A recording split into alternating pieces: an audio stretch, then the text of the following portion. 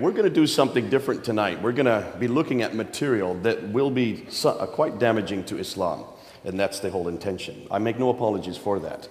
I've spent 30 years confronting Islam, 20 years in London, doing it weekly at a place called Speaker's Corner. And one of the things that comes up over and over again is the problem concerning Muhammad and the Qur'an. Those are really the two pillars of Islam. Islam falls if the Qur'an is not true. Islam falls if Muhammad is not a prophet. And as I said this morning, we fall if the Bible is not true. Christianity falls if Jesus is not God. So on the same token, we're going to be asking these questions concerning Islam. What exactly, or who exactly is Muhammad? And what is the Quran? Where did it come from? So let's go ahead. Now, just so you know, everything that I put up on the screen is on PowerPoint. I'll be following the PowerPoint. That will be available on the church website, so you can pull it down. Any of you can have access to this website. Don't feel you have to write or keep up with me. I go too fast. But let's go ahead and let's see what the Muslims claim. What they claim is, first of all, that Muhammad is the last and the greatest prophet. They would say that all the other prophets that came before, every one of them had problems. Therefore, God finally gave his final revelation to Muhammad. He is the greatest, the seal of all prophets. They would say that the Quran was his revelation, sent down only to him, and is the final and greatest revelation. So every other book that has gone ahead has been corrupted. And so when you look at these two books, they would say this book, though we call it a revelation, has been corrupted. This comes and seals it. It is the final revelation. If there's any contradiction between these two books, this one always is the one that abrogates the other. And that's found in two references in the Quran, in Surah Ayah 106 and Surah 16, Ayah 101. That which we give, mansuk, we give something better, nasik. Nasik abrogates the mansuk. So if there's any contradiction, this is mansuk, this is nasik. This is what destroys, according to Islam, anything that disagrees with the Quran. Therefore, Islam is the final religion based on Muhammad's life and sayings, which is known as the Sunnah. Everything he did, everything he said is the Sunnah. He is the example for all peoples, in all places, in all times. And the Quran, his teachings. Now, conclusion, Islam is therefore completely dependent on both Muhammad and the Quran. So, let's go ahead and investigate both Muhammad and the Quran and see if indeed the Muslims are correct. This is what Muslims have told us, and this is what I'm going to do now is just look at the classical account. What do Muslims say concerning Muhammad? First and foremost, they say that he was born in 570, that he then got a revelation from an angel, Jibril, while he was in the Hira cave, just north of Mecca. Jibril comes to him while he's meditating and says, "Akra, recite." And his response was, "Ma akra, I cannot recite." He was squeezed, and then the angel repeats the same order. That happened 3 times. Finally, the angel lets him go. He goes back to Mecca, tells the story to his wife, Khadija. She then gives a test to him, and he passed that test, and then she goes and tells Waraka ibn Nawfal, her cousin, what had happened. And Waraka ibn Nawfal, then, the cousin of Khadija, who was a Christian, stipulates that truly he is a prophet. So it's one of the ironies of history that the person that actually gave the pronouncement as Muhammad is a prophet was a Christian. This is according to their account. In 610 then, those revelations started coming, and if you look at the Quran and you just basically put it in half. Now this Quran, because it's in Arabic, it starts from the right and goes to the left. So for if you just split it in half, the first part of the Quran, or what we know as Medina, the second would be Mecca, the name of the 2 cities where he lived. So this would be Meccan, though it's the latter half of the Quran. This would be Medinan, though it's the first half. Confusing, isn't it? Just turn it upside down and you get the right sequence. But it basically says that this part, the latter part, was revealed between 610 and 622, the first 12 years. In 621, he was woken up in the middle of the night, told to get on the back of the winged horse called Burak, there in Mecca, and he flies up to Jerusalem, where in Jerusalem, on the rock, where the Dome of the Rock is built, he then ascends the 7 heavens, meets Allah. Allah tells him to pray 50 times a day. He says, okay. He comes down 2 heavens to the 5th heaven. He meets Moses. Moses says, how many times did he tell you to pray? And he said, well, I was told to pray 50 times. He says, no, go back up and see if you can get it down. So he goes back up to the 7th heaven, gets it to 45, comes back to Moses. No, still too many. So he goes back and forth, bouncing between Allah and Moses, and brings it down from 45 to 40 to 35 to 30, down to 15, down to 10, finally to 5 prayers.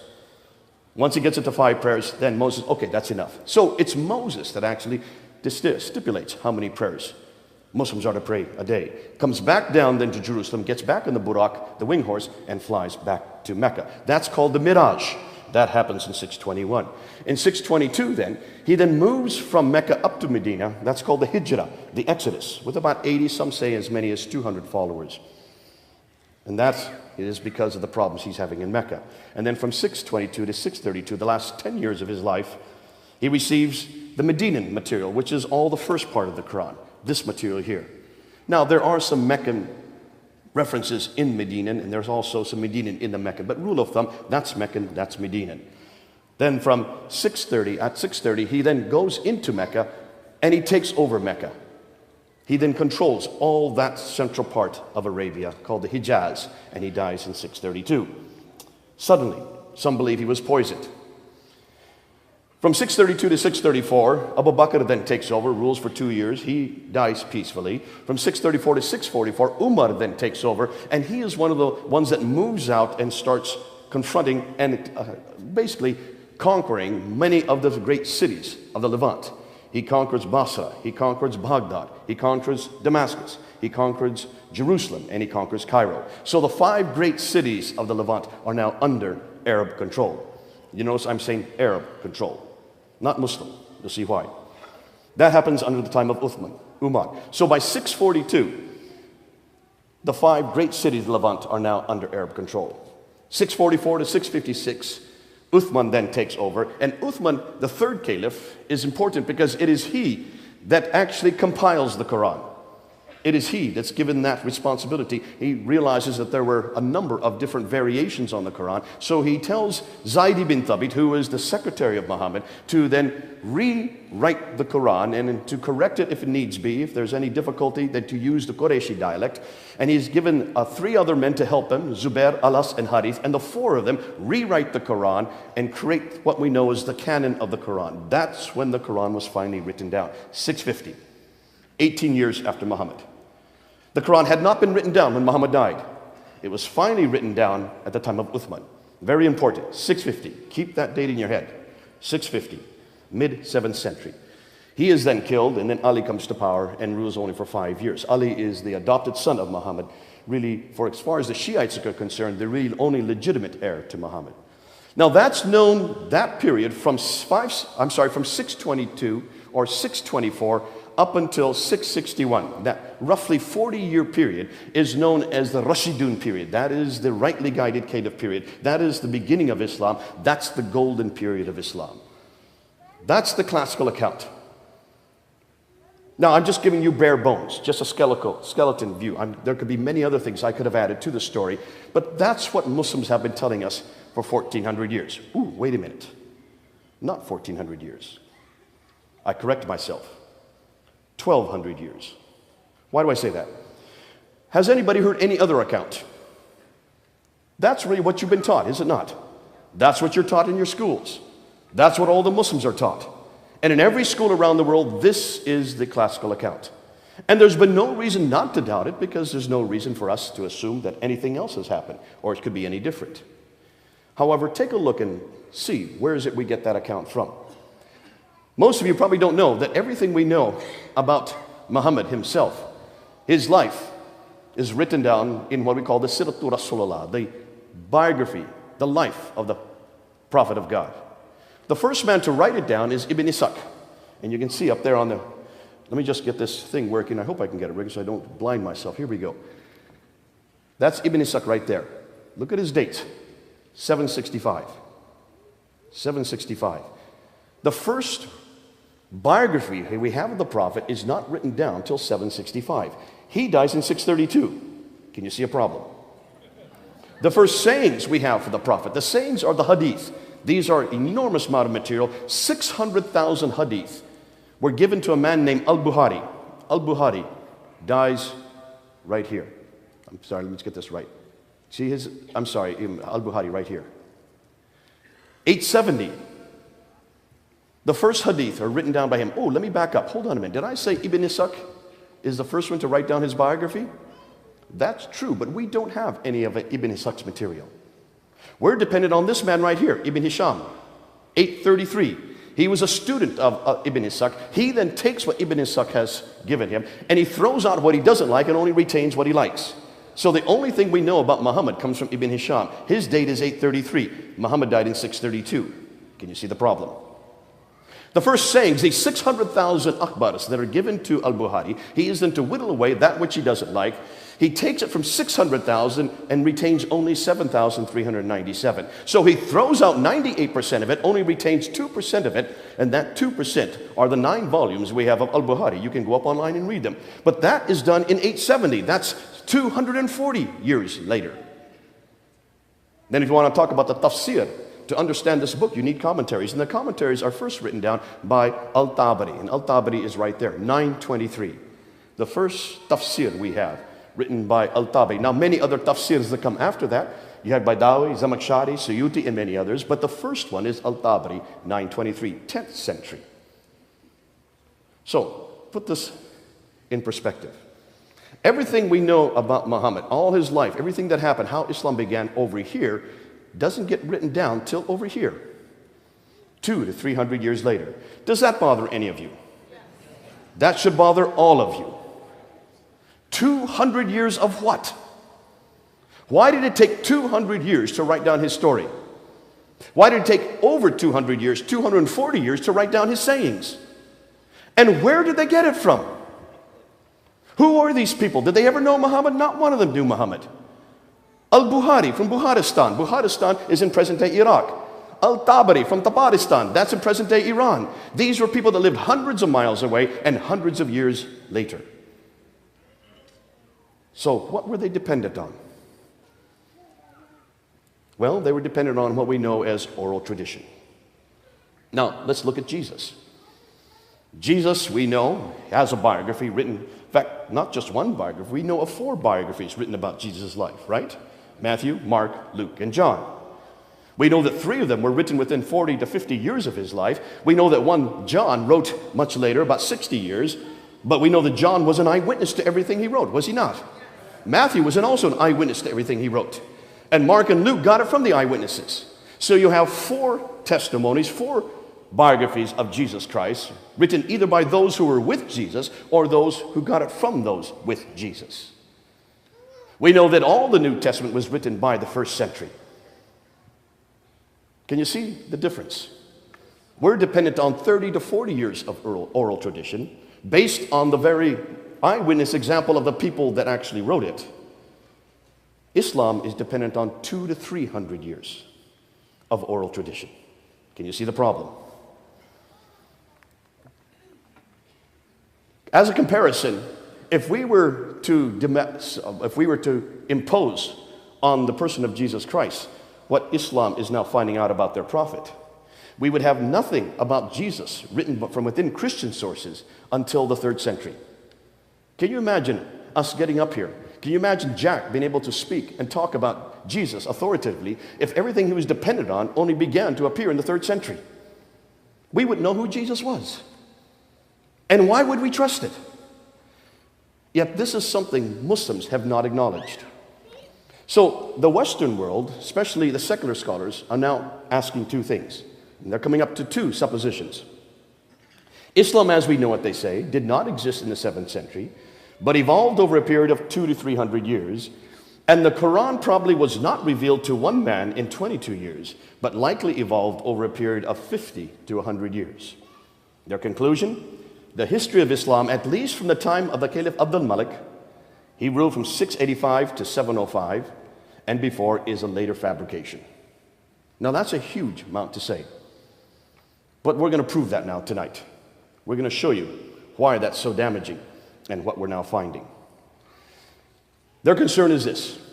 If so much of the history of early Islam was written down so late, then why did it take so long to write it all down?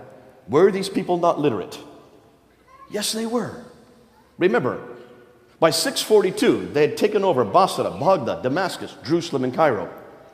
Could people not read and write in Damascus, Jerusalem, Cairo, Basra, Baghdad? Were these not great metropolises? Did they not have a library in Alexandria that was destroyed by fire in the 5th century? Certainly these people could read and write. But more than that, they started moving right across North Africa. By 661, they had taken much of North Africa. They started moving the other direction towards India. And by the end of the 7th century, by the time that Abdul Malik comes to power, they controlled all the way from Spain in the west to India in the east. Are you suggesting no one could read and write in any of those countries? And the Muslims themselves tell us that they can read and write. Because where in the world did this book come from? It's a book. It has words, letters written down.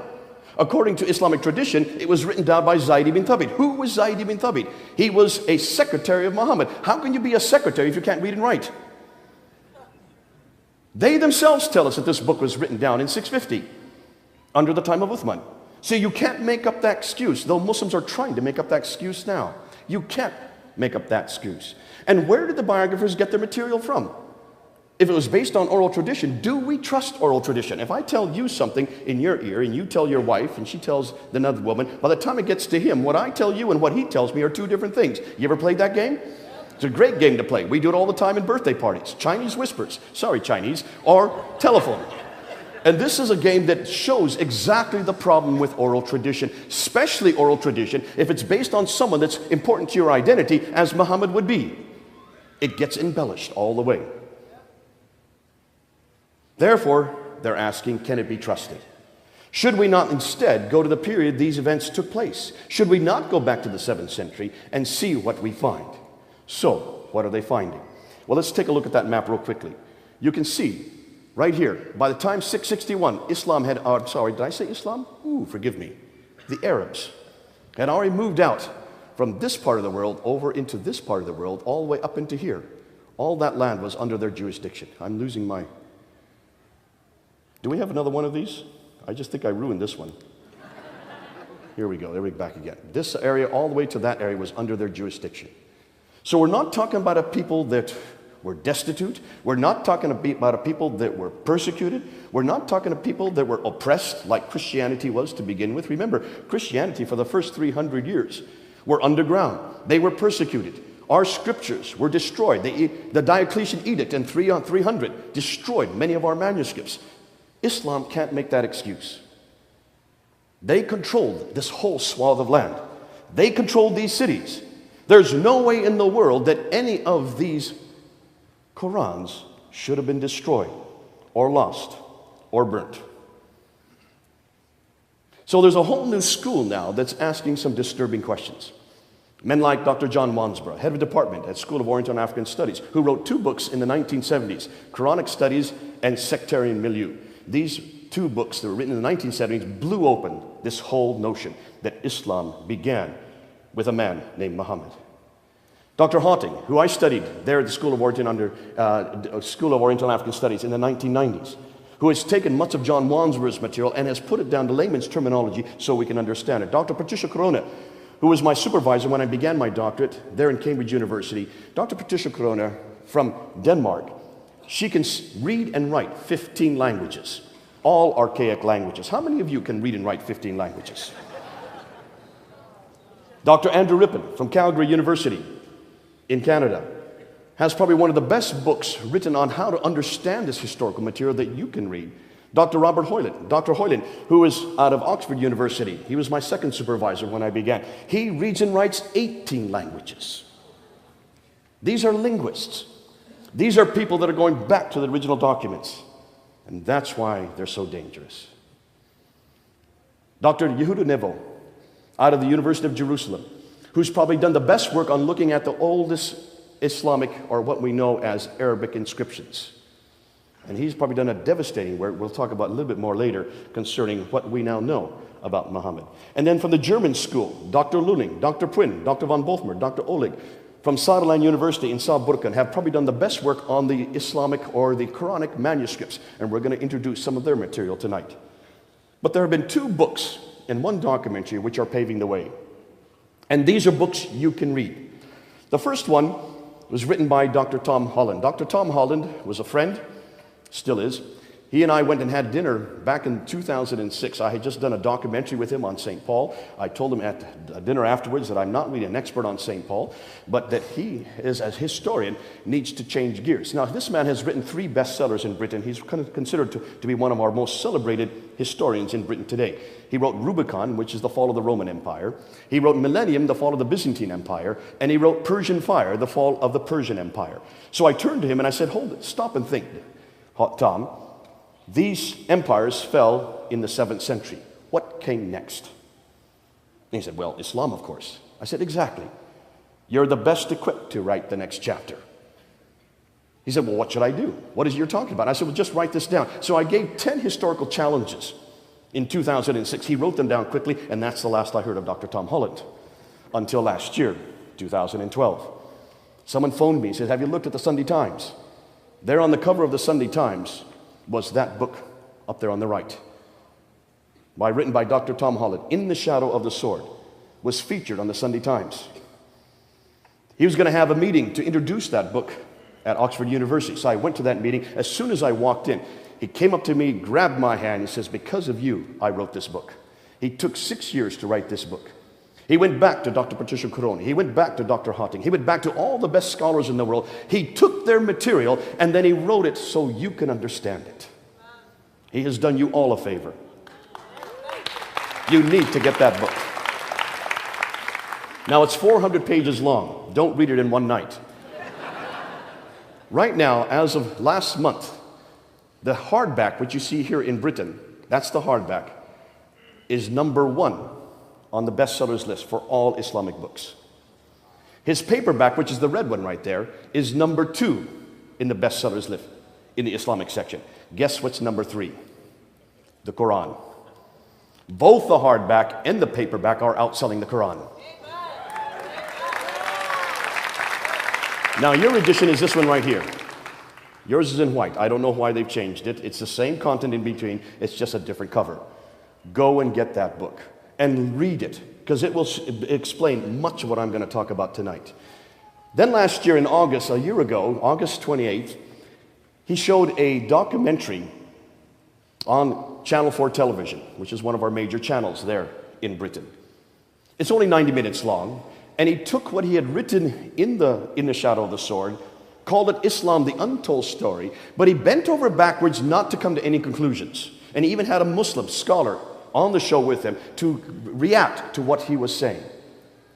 That show caused so much furore, caused so much anger amongst the Muslims, that when they tried to show it a second time in November of last year, Channel 4 television got so many complaints from the Muslims that they did not show it a second time. Now, you are not permitted to see that show. No one outside of UK can see that show. They don't want the rest of the world to see it. That's how damaging it is. Doesn't matter, I have it right here on my computer. So we're going to give it to the church, and any of you that want to see it, please look at it. It's only 9 minutes long, and you will see why this is so damaging to Islam. Now, another man is Dr. Dan Gibson. Dr. Dan Gibson is an archaeologist. His father was an archaeologist. His grandfather was an archaeologist. He grew up in an archaeological environment, and he decided to move to the Middle East, and for the last 20 years, he has been living amongst the Bedouin, moving around the Middle East and looking at all the geographic places that are mentioned in the Quran. When you look at the Quran, you will see there are many geographical locations. And he came out last year with this book, Quranic Geography. Now, you can buy the book if you want to, but just go up online and order the PDF. It only costs $15. Get it, look at it, and see what it says. Because this book is going to do damage, enormous damage, to the emergence of Islam. And you'll see why. I'm going to share some of that material tonight. But let's go through and find out what these Orientalists, what these revisionists are finding. Take a look and see up there on the screen what they're finding. First of all, what they now find is that the first Arab inscription referencing Muhammad is not till 691. We hear nothing about Muhammad from any Muslim sources until 691. Muhammad died in 632. It takes 60 years before any Muslim or any Arab refers to his name. That's curious. Secondly, the first reference to the people called Muslims is not till the 690s. There's no reference at all to anybody called Muslims until 690. Now remember, who is ruling the Arab world in 690? Abd al-Malik. Abd al-Malik came to power in 685, and from 685 to 705, he was the ruler. It is he that introduces Muhammad's name. It is he that introduces the name Muslim. What is the name that these people who were conquering all these cities called themselves? They call themselves Saracens. They call themselves Maghrites. They call themselves Ishmaelites. They call themselves Hagarenes. They call themselves Muhajiruns. What does that mean? A Saracen really is a name for an Arab. The Ishmaelites and the Hagarenes, that's of course their inheritance. They look back to Abraham through Ishmael to Hagar. The Maghrites, that's the place that they come from. And the Muhajiruns are those who are in Exodus, those who are basically roaming, going from one place to another, nomadic. The Muhajirs, the ones who do have an Exodus. Those are the names they call themselves. And in all the documentation we can find from the 7th century, these are the names they call themselves. Not once do we find any reference to people called Muslims until the 690s. That's troubling. There's no reference to any religion called Islam until 691. It is first introduced on the Dome of the Rock in Jerusalem, where Amir is from. It is there on the Dome of the Rock, on the inner ambulatories, that we find the first reference to Muhammad as a prophet. It is introduced by Abd al-Malik in 691, and then introduced on coins in 692. So we have no reference to Muhammad as a prophet, or any reference to Muslims, or any reference to a religion called Islam until 691, 60 years after Muhammad. Now here's the hardest part. The first reference to Mecca is not till 741. Ooh, Muhammad died in 632. We're going to come back to that. That's so significant. We have to come back to that. And the first biography of Muhammad, as I said earlier, is not till 833. Now, Dan Gibson wanted to look, and he noticed that when you look at the Quran, you will notice reference after reference, about 65 references to geographical locations in the Quran. And what was interesting, 9 places are named, and the 3 that are named most often are the place called Ad, the people of Ad, 23 times, the people of Thamud, 24 times, and the people of Midian, 7 times. But these people in Ad, and these people in Midian, these people of Thamud are not anywhere near Mecca. Mecca is down here. These people all live up here, 600 miles further north. So if these people are being referred to all the time in the Quran, why is it they're not close to Mecca, where they should be? They're much too far north. We've got a problem with Mecca. There's only one reference in the entire Quran to Mecca. I don't know if you know that. But there are many places in the Quran where it says the settlement where the prophet came from. Even Muhammad's name is not referred there. Only 4 times will you find Muhammad's name in the Quran. Always you'll find the messenger, or the prophet, or the place of the prophet, or the settlement of the prophet. But it doesn't say which prophet. Muslims haven't put the name Muhammad in there in parentheses. They've included it in there. They've imposed it in there. But that's not what it says in Arabic. Did you know that?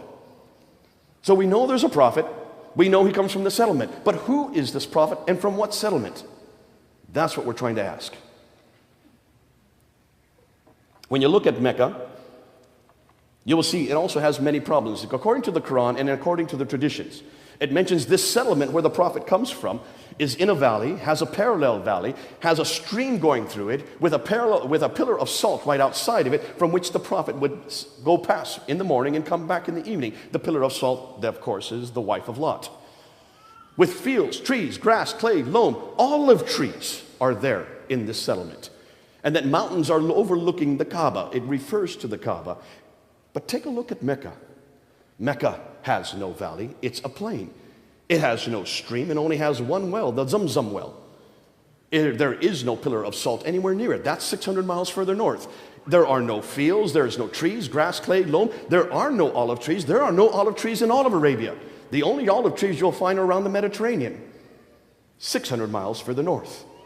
Mountains overlooking the Kaaba, the closest mountains are 5 kilometers away. There's a problem. Mecca is not in this valley. It has none of these listed above because it is too arid and too dry. Why hadn't anybody noticed this before?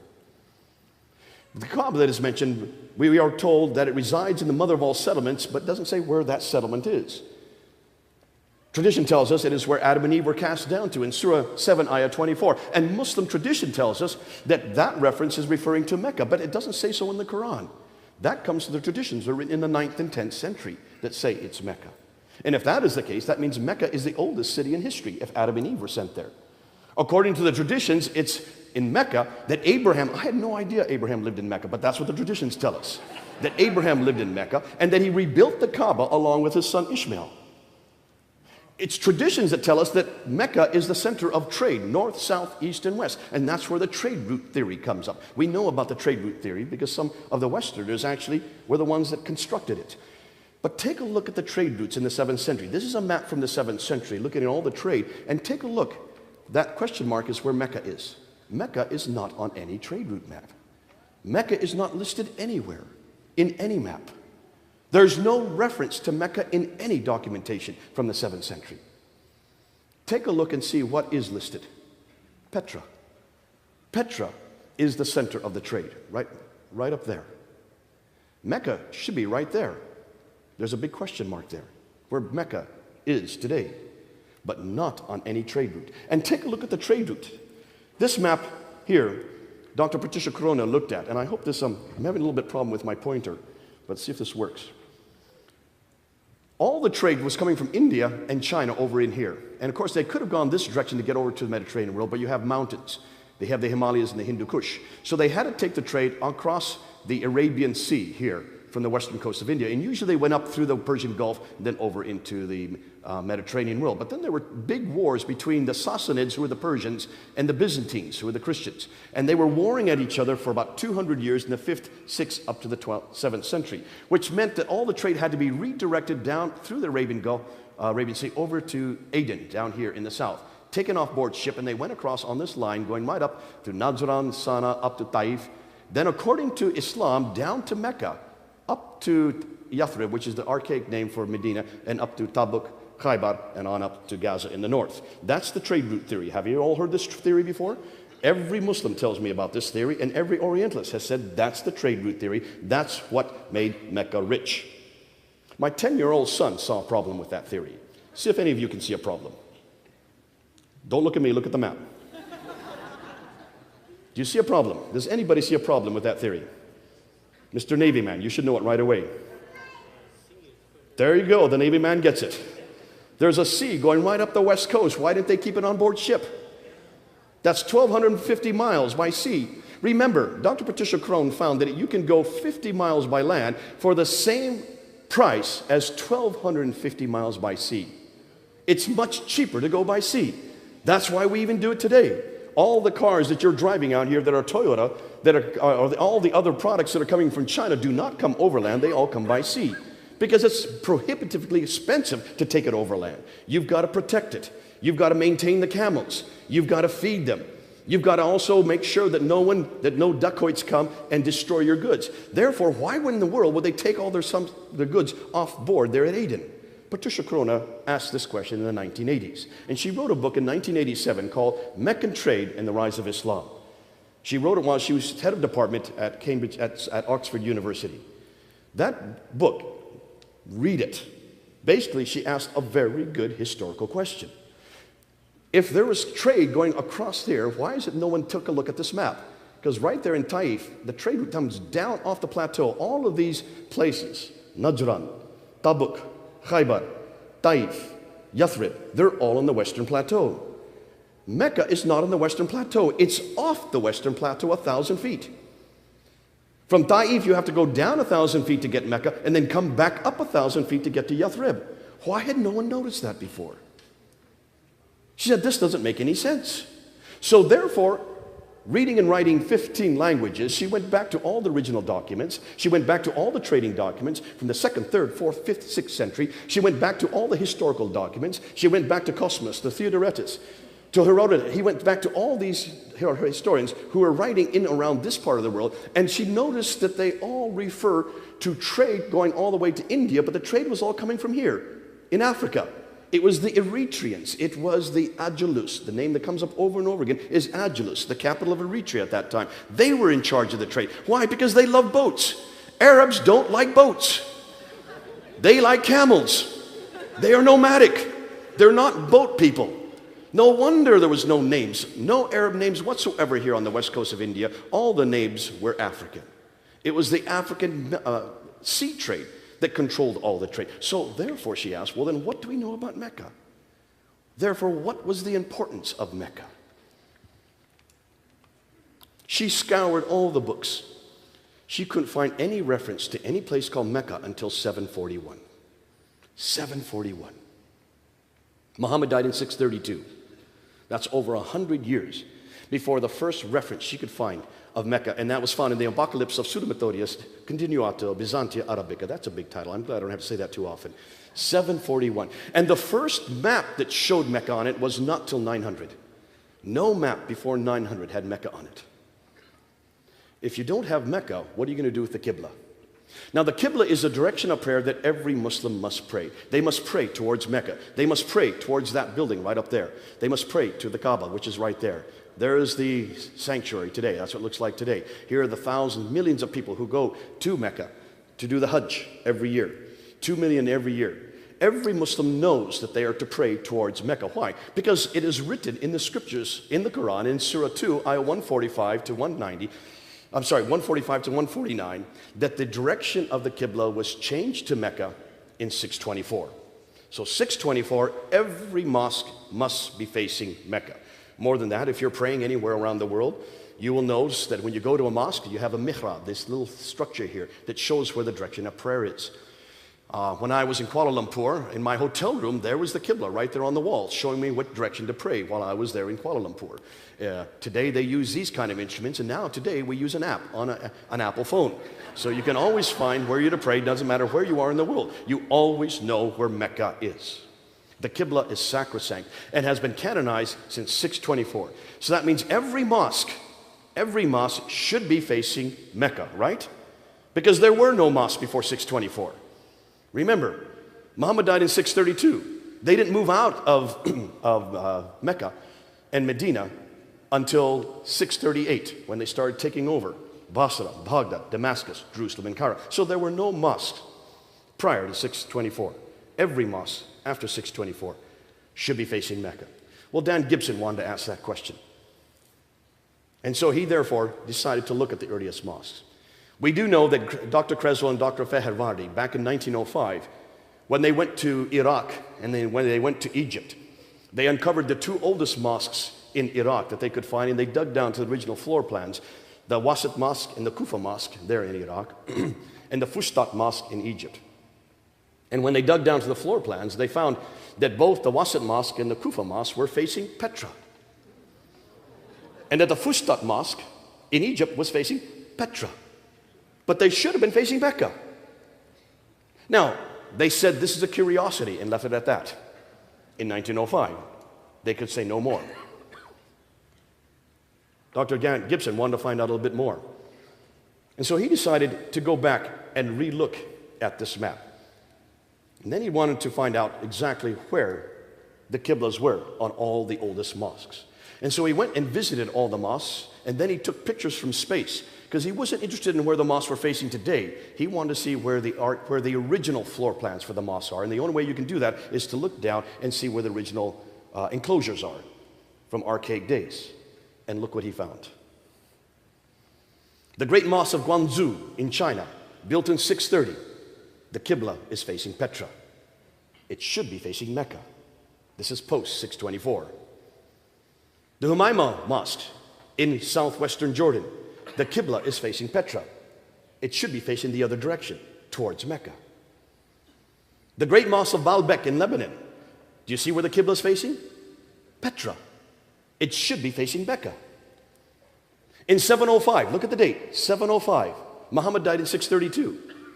We're talking about a good 60 to 70 years later. The Great Mosque of Sana'a in the capital of Yemen, it's facing Petra. It should be facing Mecca. In 709, the Al-Aqsa Mosque in Jerusalem. And the Al-Aqsa Mosque is this one right down here. There's the Dome of the Rock right there. Look at the entire structure, the entire citadel of Jerusalem is facing Petra. It's not facing Mecca. And that's built in 709. Sorry, excuse me. Al-Aqsa Mosque is built in 709. The Dome of the Rock is built in 691. Both of them, the whole citadel is facing Petra. The Damascus Mosque in Syria is facing Petra, 709 as well. The Anjar Mosque in Beirut, 714. It's also facing Petra. It should be facing Mecca. The Mosque of Umar in Basra, Syria, Look at the date, 720. It's facing Petra. It should be facing Mecca. It's not till 727, as far away as Banbor in Pakistan, that he gets the first mosque to face Mecca. 727. Muhammad died in 632. Almost 100 years later, before he finds the first mosque that is facing Mecca. Then in 728, in Syria, here the mosque is not facing Petra or Mecca. They don't know where they're to face. And here's an interesting one. Here is the one in Amman in Jordan. Take a look at the lower mosque. The lower mosque is facing Petra. That was built in 700. Then it was rebuilt up here. Another mosque was rebuilt in 740, and this one now faces Mecca. The 700 mosque faces Petra. The 740 mosque up here faces Mecca. Finally, they get it right. But look at the date, 740. The Musta Mosque in Amman in 743. That's 743, and still it's facing Petra. It should be facing Mecca. And then in North Africa, it looks like they don't know where they're to face, because almost all the mosques in North Africa, this one in Tunisia, is not facing Petra or Mecca, it's facing directly south. In Cordoba, Spain, again, 784. It doesn't know where to face. It's facing, again, neither Petra or Mecca. Here's another one in Tunisia, in Karaoun, in 817. It's neither facing Petra or Mecca. It's facing somewhere south. So what is his conclusion? Every mosque, up until 725, every mosque in the first 100 years is facing Petra.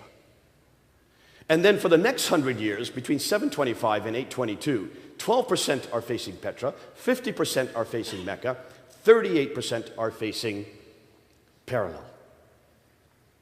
It takes them to 822 to finally get every mosque to face Mecca. Takes them 200 years to finally get it right. Now, I've heard Muslims try to come back. Well, I said, well, they didn't know where directions were. Now, please, hold on a minute. These were camel herders. They went through the deserts. There were no roads in the deserts. How did they find their way? How could they find these oases in the middle of these sand dunes? They used the stars. Certainly they knew where Petra was, and they knew where Mecca was. And what's most curious, why is it that every mosque up until 725, all of them are facing Petra, from as far away as China? That's what's curious. The fact that uniformly, they're all facing Petra for about 100 years after Muhammad's death.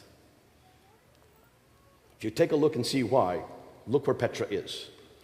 Petra is at the center of the trades. It's at the center of the world at that time. I don't know how many of you have been to Petra. Have anybody here been to Petra? What have you noticed about Petra? It's the city of tombs and temples, isn't it? Beautiful, beautiful carvings out of the solid rock. And you go there and you will see that this is the center of the Nabatean civilization. The Nabateans were the precursors to the Arabs. Arabic comes from Nabatean script. Almost all the traditions that we see in Arabia come from Nabateans. They were the precursors. They were the ones that introduced Arabia. They were the ones that gave it its language. And they were the ones that we can trace all the way back to the 2nd century BC. We can trace that this was the center of the world. This was a center of worship. This is where all the temples were facing. And that's why all these mosques were still following the same direction that all the temples have been following. But take a look at Petra a little closer. Petra is in a valley. It also has a parallel valley. There's a stream going right through Petra. It has fields, trees, grasses. It has clay. It has loam. It has olive trees. It is near the pillar of salt.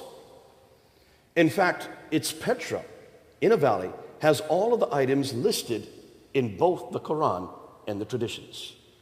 Thus, it looks like it's Petra that is a place the Qur'an and the traditions are referring to. Why is that significant? Remember, we don't know nothing about Muhammad until the late 7th century. We know no reference to him until the 690s. His biography is not even written till the 9th century. His city of Mecca isn't referred to until the 8th century. Thus, much of what we know of Muhammad is written down hundreds of years later and hundreds of miles away. It looks like he is nothing more than a later redaction, possibly by Abdul al-Malik. Hold that under your hat, because now we get to the real juicy material. This is the one that I just found out about a few months ago. And I did a debate on this on June 22nd. And this has to do with the Quran, this book.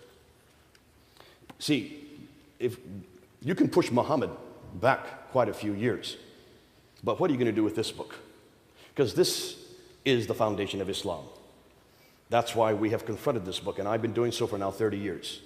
What are we going to do with this book? Because this book is what every Muslim has to adhere to. This is the book that has always been. This is the book that is uncreated. This is the book, according to Surah 85, Ayah 22, that comes from those eternal tablets that have always coexisted with God. Therefore, it's co-eternal with God. This book cannot be critiqued. This book cannot be criticized. This book has no history. It is revealed to a man named Muhammad over a period of 610 to 632, 22 years, according to every Muslim. Whether they are radical, nominal, or liberal, every Muslim believes that this book is the uncreated Qur'an. Can you see what they're saying? The Qur'an is the greatest wonder among the wonders of the world. This book is second to none in the world according to the unanimous decision of the learned men in points of diction, style, rhetoric, thoughts, and soundness of law and regulations to shape the destinies of mankind. That's in the hadith, the Mishkat al-Masabi, which is a compilation of the 6 most authoritative hadith. Muslims will say, Muhammad hath forged it. Answer, bring therefore a chapter like unto it, and call whom ye be to your assistance besides Allah if ye speak. This is the greatest of all revelations, they tell me. I've had many debates. I remember doing a debate with Sheikh Umar Bakri Muhammad there in Trafalgar Square, right there on Nelson's column, in front of 5,000 Muslims who were there to have a rally for Islam in an August afternoon. There, back in the 1990s. I got up, he asked me to come up onto the plinth with him. Sheikh Umar Bakri Muhammad is probably the most radical cleric there is. And we had a debate, impromptu debate for about 45 minutes in front of all these thousands of Muslims on the Quran itself. And after about 45 minutes, he finally turned to me and he said, well, listen, if you don't like the Quran that much, then bring therefore a chapter like it. Show me anything that can equal this book. And I took out my Bible and I opened up to Psalm 23. And I just started reading Psalm 23. And I started reading it, they turned off the microphone. So I spoke up, I went to the edge of the plinth and I used my speaker's corner voice, which is pretty loud. And I finished Psalm 23. I turned towards the Sheikh. And I said, you show me a chapter like that. Show me any chapter that can equal Psalm 23. And I could have gone to Psalm 1 or Psalm 2 or any of the Psalms. I could have gone to 1 Corinthians 13. I could have gone to Matthew 5, Matthew 6, any of my favorite chapters. And you will find that many chapters, many verses are superior to the Quran. So when it happens to you, you say the same thing. Yet for today, what we need to ask is, this is what the Muslims claim. It is the greatest of all revelation. It has never been created.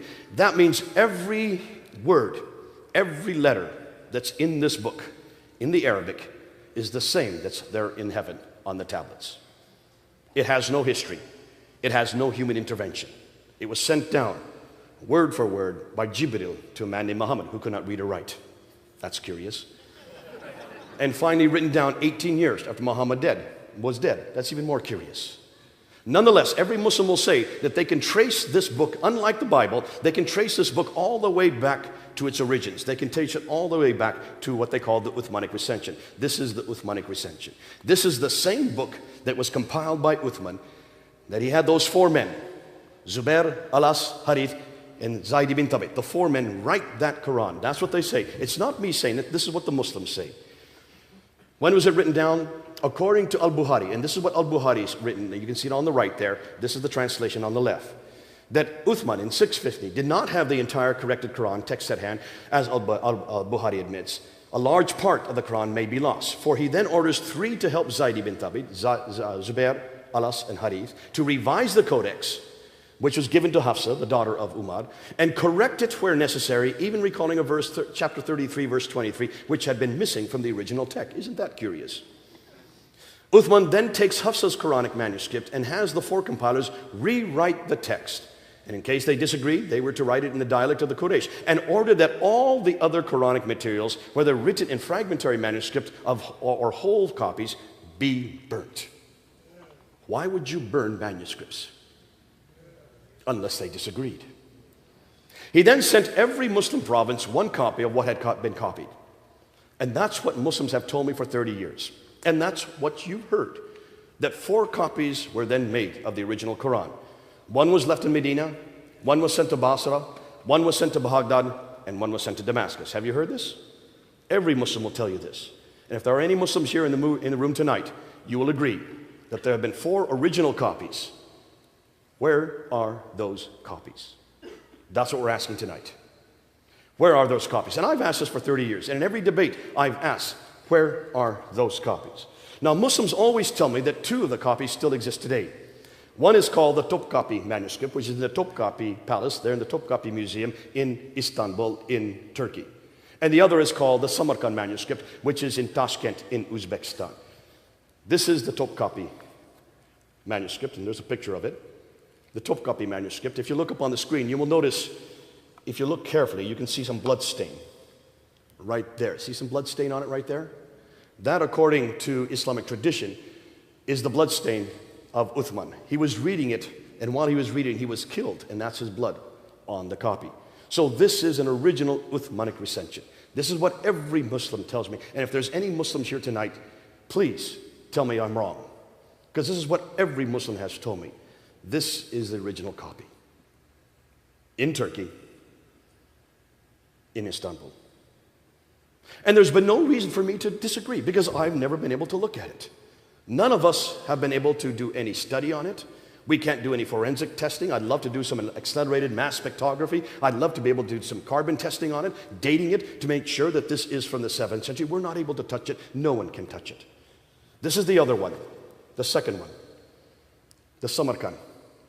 There's a picture of it up on the wall. The Samarkand is in Tashkent. That, according to Muslims, is the second manuscript. These are what are known as the Uthmanic recensions. Now, since no one has been able to look at it, of course, there's been a problem. We've just had to take them at their word. That wasn't until 2002. In 2002, two men in Turkey were then given access to this manuscript and also to the Tashkent manuscript. These two men are known as Dr. Ekmeledin Isanoglu and Dr. Tayyar Altikulic. The reason they were given access to it is because they are the ones that actually control those manuscripts. They live in Turkey. Dr. Tayyar Altikulic is the world's scholar, leading scholar in Quranic studies, ex-president of Turkish Religious Affairs, deputy in the Turkish parliament. He was given access to it in 2002, and for 5 years, he was able then to look at it from 2002 until 2007. I was only given his response. I was only given their response in May of this year, and here it is right here. This is 83 pages long. Actually, it's a 1,000-page book that they finally wrote. I only found out about this in May of this year. And let's hear what they are now saying. Now remember, these are the only scholars who have been given access to any of these manuscripts. And it's not just these two. I'll go about 4 other manuscripts as well. According to Dr. Ertan Insanoglu, he says that the Topkapi manuscript is not Uthmanic at all. Nor do we have any of the copies of these mushafs. These mushafs, that's the manuscripts, date from the later Umayyad period. Dr. Tayyar Altikulic goes on, he says there's no serious scholarly work has been done on them. These mushafs date from the early mid-8th century. They are not Uthmanic, nor copies sent by him. The Topkapi manuscript, in fact, he says, has 2,270 manuscript variants. That means consonantal differences between that manuscript and the text that we have today. 2,270. The Tashkent manuscript. He said when he looked at it, he realized that there were some problems here. It was obvious that whoever wrote that manuscript did not know Arabic very well. It has undisciplined spelling, different writing styles, scribal mistakes, copyist mistakes, written by someone with little experience, with later additions, and it only goes up to Surah 43. There's 114 surahs in the Quran. It's not even complete. Then he was given access to the Husseini manuscript, which is another one of these supposed Uthmanic recensions. Dr. Tayyar Altikulic said this is not Uthmanic. It is dated from the early mid-century. The Paris Petropatalines manuscript, which is in France, in Paris, done by Dr. Francois de Roche, says that there are 5 different copies. Corrections were made to the text. When comparing with the Cairo edition, which is this canonized text, there are many words turn out to be written in a different way. Many questions still remain unanswered. What was more, he said, that it disagrees with the canonical readings in 93 places. Why haven't we been told this before? When they looked at the Ma'il Quran, which is in London, which is where I live, the Ma'il Quran, considered to be the second oldest Quran, dated to the late 8th century. It is not 7th century. It is not even complete. It only goes up to Surah 43. And then when they looked at the Sana manuscript, probably the most damaging, the Sana manuscript, which was discovered in 1975 in Yemen, the Germans were permitted to look at it in 1981. Dr. Gerd Quinn and Dr. Karl-Heinz Oleg then looked in 1981, and they found that there were many deviations mentioned in later manuscripts. Just take a look at this picture here. This is from their copies of it. Here you have Surah 19. That's written in Hijazi text. That's the script that would have been around in the 7th and 8th century. From 19, right at that yellow mark, it jumps to Surah 22. What happened to Surah 20 and 21? Surah 21 begins over on the next page in a completely different script, in a much later script. There's about 60 years between these two pages. So why haven't we been told this? Yet this script here is dated to 705, over here to the late 8th century. Take a look at every one of those orange marks. Every one of those orange marks are what we know as manuscript variants. That means words or phrases in that script that's different than the canonized text we have today. There's over 1,000 of these manuscript variants. Yet Muslims tell us that the Quran has never changed. The Quran has always remained the same. That this is God's holy text. That it is complete. And that it was complete by the time of Uthman. There's another picture of another page. When they looked at the palimpsests, now when they noticed that all of these manuscripts are written on skins, animal skins. We know them as parchment or vellum. And when they would write on the animal skins, they would wash it off and then write over top. And if you look carefully, you can see there's some writing underneath. See the writing underneath there? See the writing underneath there? They notice this writing underneath, so they put it under an ultraviolet light, and by putting it under ultraviolet light, they can split the texts and bring them aside and look at the two texts. And the lower script is known as defective script, the upper script is known as the final script. When they looked at the defective script of the Sana manuscript, they noticed that that was from the time of Abd al-Malik, basically the last 2 decades of the 7th century. The upper script was the time just after Abd al-Malik, probably Marwan, or his son, Ibn Malik. And take a look and look at the script, and you will see that it does not agree with the Quran we have today. So what is that telling us? What was exciting is that on the back of every one of these folios, I have pictures of every one of these manuscripts, but on the back I have quoted what the Muslims are now telling us. What you read on the back of this, I can give this out to people if they want to come up and read it afterwards, are what the Muslims are now admitting. They are now admitting that none of the mushafs, none of the manuscripts are from the 7th century. That every one of the manuscripts is from the 8th century. Which means that the first manuscripts that even appear, that even come into existence, don't come into existence until 60 to 70 years after Muhammad. There is no manuscript that's earlier than that. Ooh, I love this. It makes my job a lot easier. Can you see why this is so damaging? Because if the first manuscripts that we see here, all these manuscripts, the Husayni manuscript, the Paris Petropolitanus manuscript, the Ma'il Quran from London, the Sana manuscript from Sana in Yemen, if all of these manuscripts do not appear to the 8th century, then you can see, of course, what this is going to do to Muhammad. This means Muhammad had nothing to do with the Quran.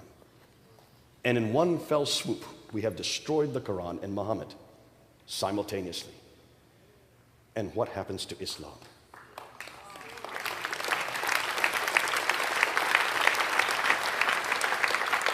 Now, I introduced this in June 22nd, the first time I'd heard about this, because I had always assumed that these Qurans began with Uthman. It wasn't until May of this year that I found out different. I went to this debate and I introduced it at the debate. The debater, Adnan Rashid, who's considered probably one of the best debaters in Britain today, had no response. He held up a coin. He says, Mr. Smith, if you don't believe that the Quran existed in the 7th century, take a look at this coin. There you can see the name of Muhammad written on it. There you can see the Shahada. I said, exactly. Do you know who made that coin? His name is Abd al-Malik. You just made my point. He introduces that coin in 691. I've just got done saying that. It is he that introduces Muhammad as a prophet on that coin and also on the Dome of the Rock. It's Abd al-Malik who is the one that creates and begins the first Quran. It's Abd al-Malik the one that names who the prophet's going to be. It's Abd al-Malik who is one that introduces the name Muslim. It's Abd al-Malik who introduces the name Islam. It all begins with Abd al-Malik. You're going to hear this name more and more. And have you noticed that all the mosques are facing Petra until immediately after Abd al-Malik, and then they start to face Mecca? It all begins with Abd al-Malik. So who is Abd al-Malik?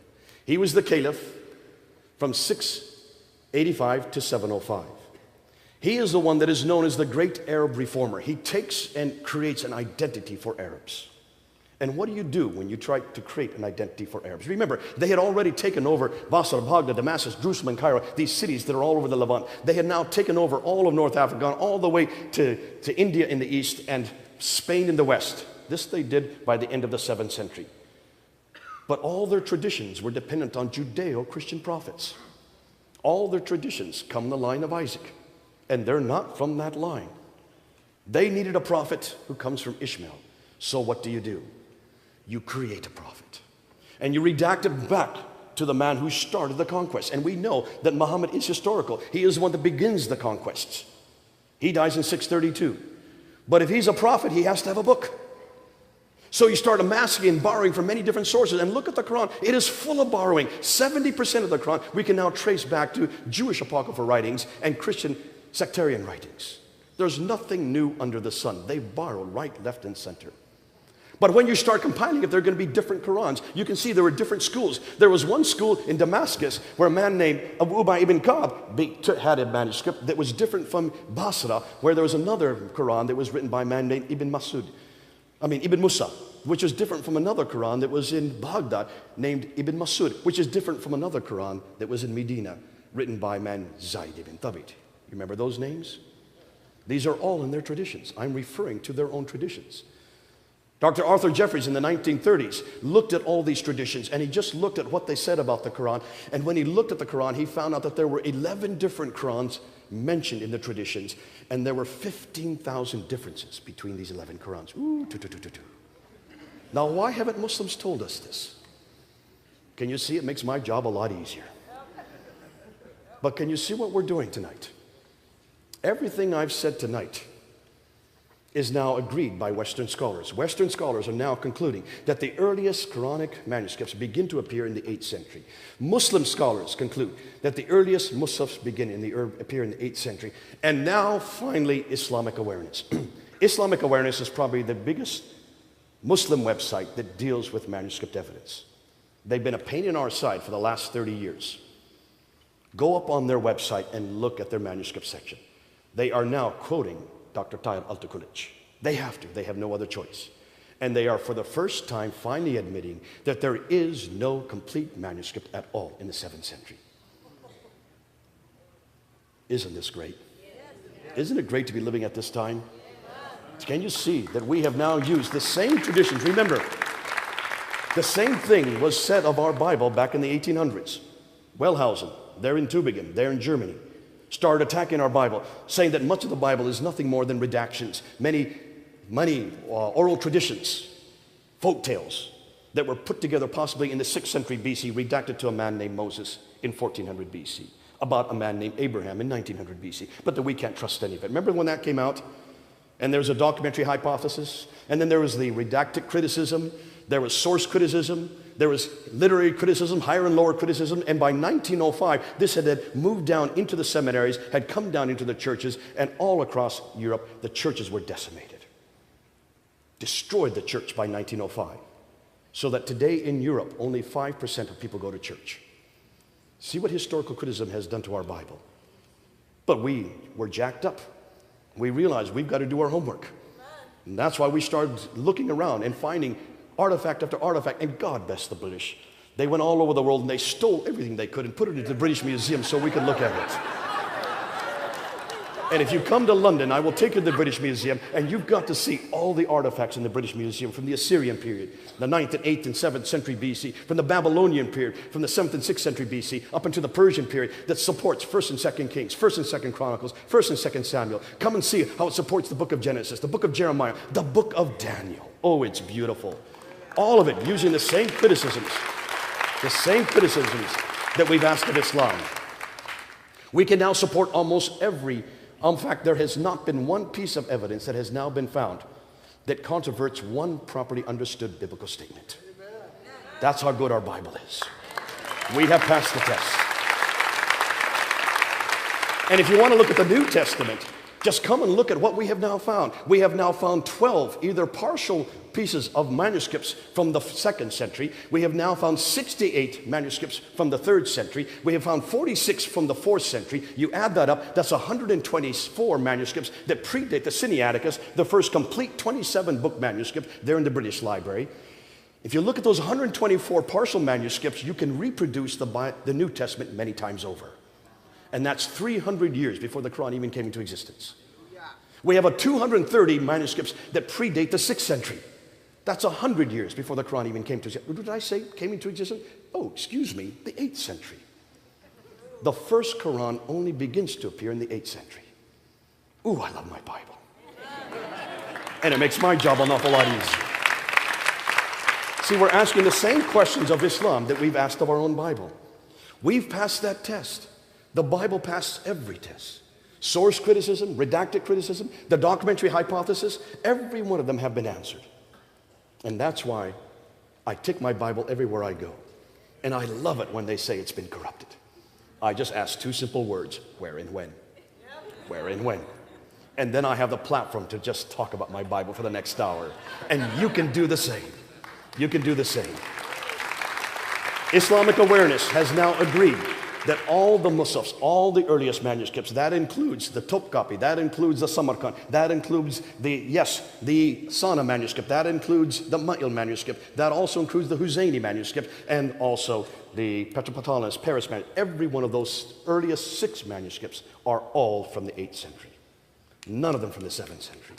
So therefore, if the Western scholars agree, if the Muslim scholars agree, if Islamic Awareness agrees, therefore, I conclude that if the earliest Musafs begin to appear in the 8th century, then Muhammad had nothing to do with the Quran. That's my conclusion.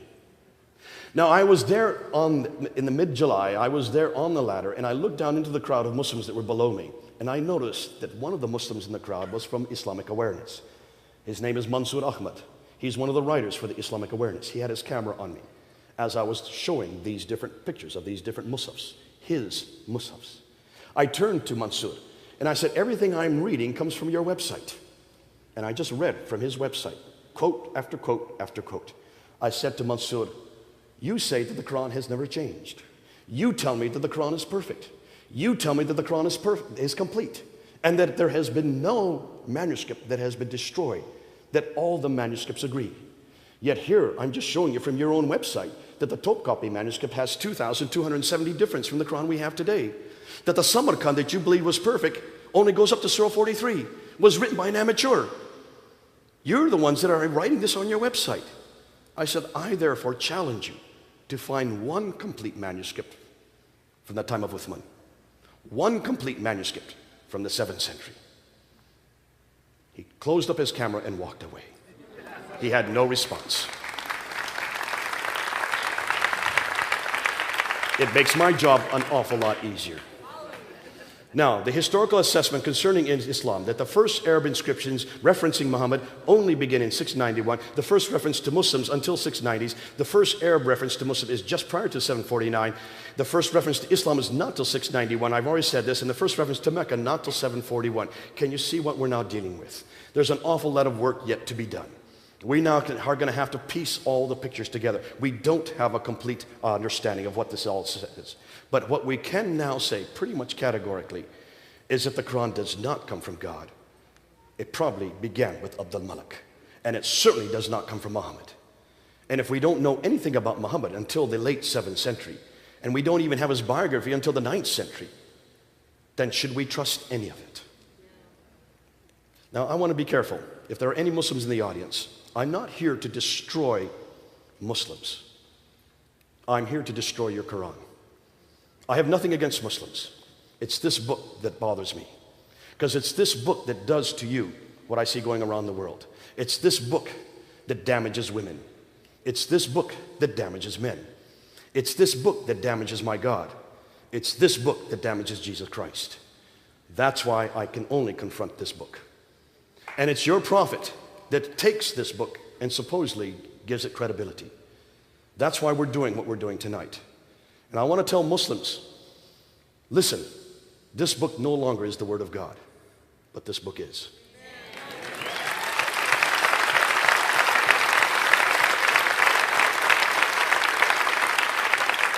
Please don't give up God.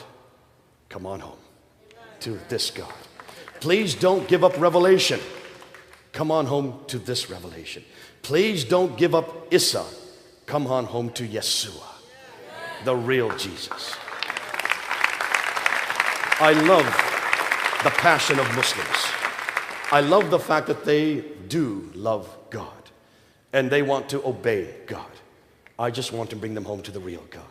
I love the fact that they are willing to give their lives for their Qur'an. They don't need to anymore. Give their life to Jesus Christ. So I ask Muslims in the audience tonight and those who are watching, please, I'm not here to destroy you. I'm here to bring you home. Come on home. Well, I want to welcome you to Calvary Chapel tonight, and we are excited because not only is there a crowd here, we usually have anywhere between 35 to 40,000 people that join us online listening to the live programs, but also as we are on hischannel.com, internet television worldwide tonight, and for good reason. We no doubt have a great audience. Why? Because we have an amazing opportunity tonight to have a man with us who is world-renowned in Islamic apologetics in this context. He's a Christian, a missionary, lives in London, American. I think he was born in India or some part of the world like that. A man who is worldwide with a passion to reach Muslims with the love of Jesus Christ. And Jay Smith's going to talk to us tonight. We're going to have a Q&A. I've got a stack of questions that people have sent in. And it is going to be a tremendous time. I've been boasting to all of you that we were going to have church services here with Jay that would be happening no other place on earth. And tonight's the night. Jay, it's awesome to have you with us. We love you. And thanks, Jack. We are going to be pretty, I would say, radical today regarding our program because I have got emails that have been sent to us. And I'm going to read them verbatim. And I want everybody to know that this is not rehearsed. This is raw. Jay's not seen these. In fact, I have to be honest with you, I've only seen a few of these. And so as we get into this, we put out there an email address that if you had questions on Islam, to send us your question. And so we're going to be going through these as really extensive as possible, but we also want to be sensitive to how many we do have. And so, we just pray that the Lord would honor our time together.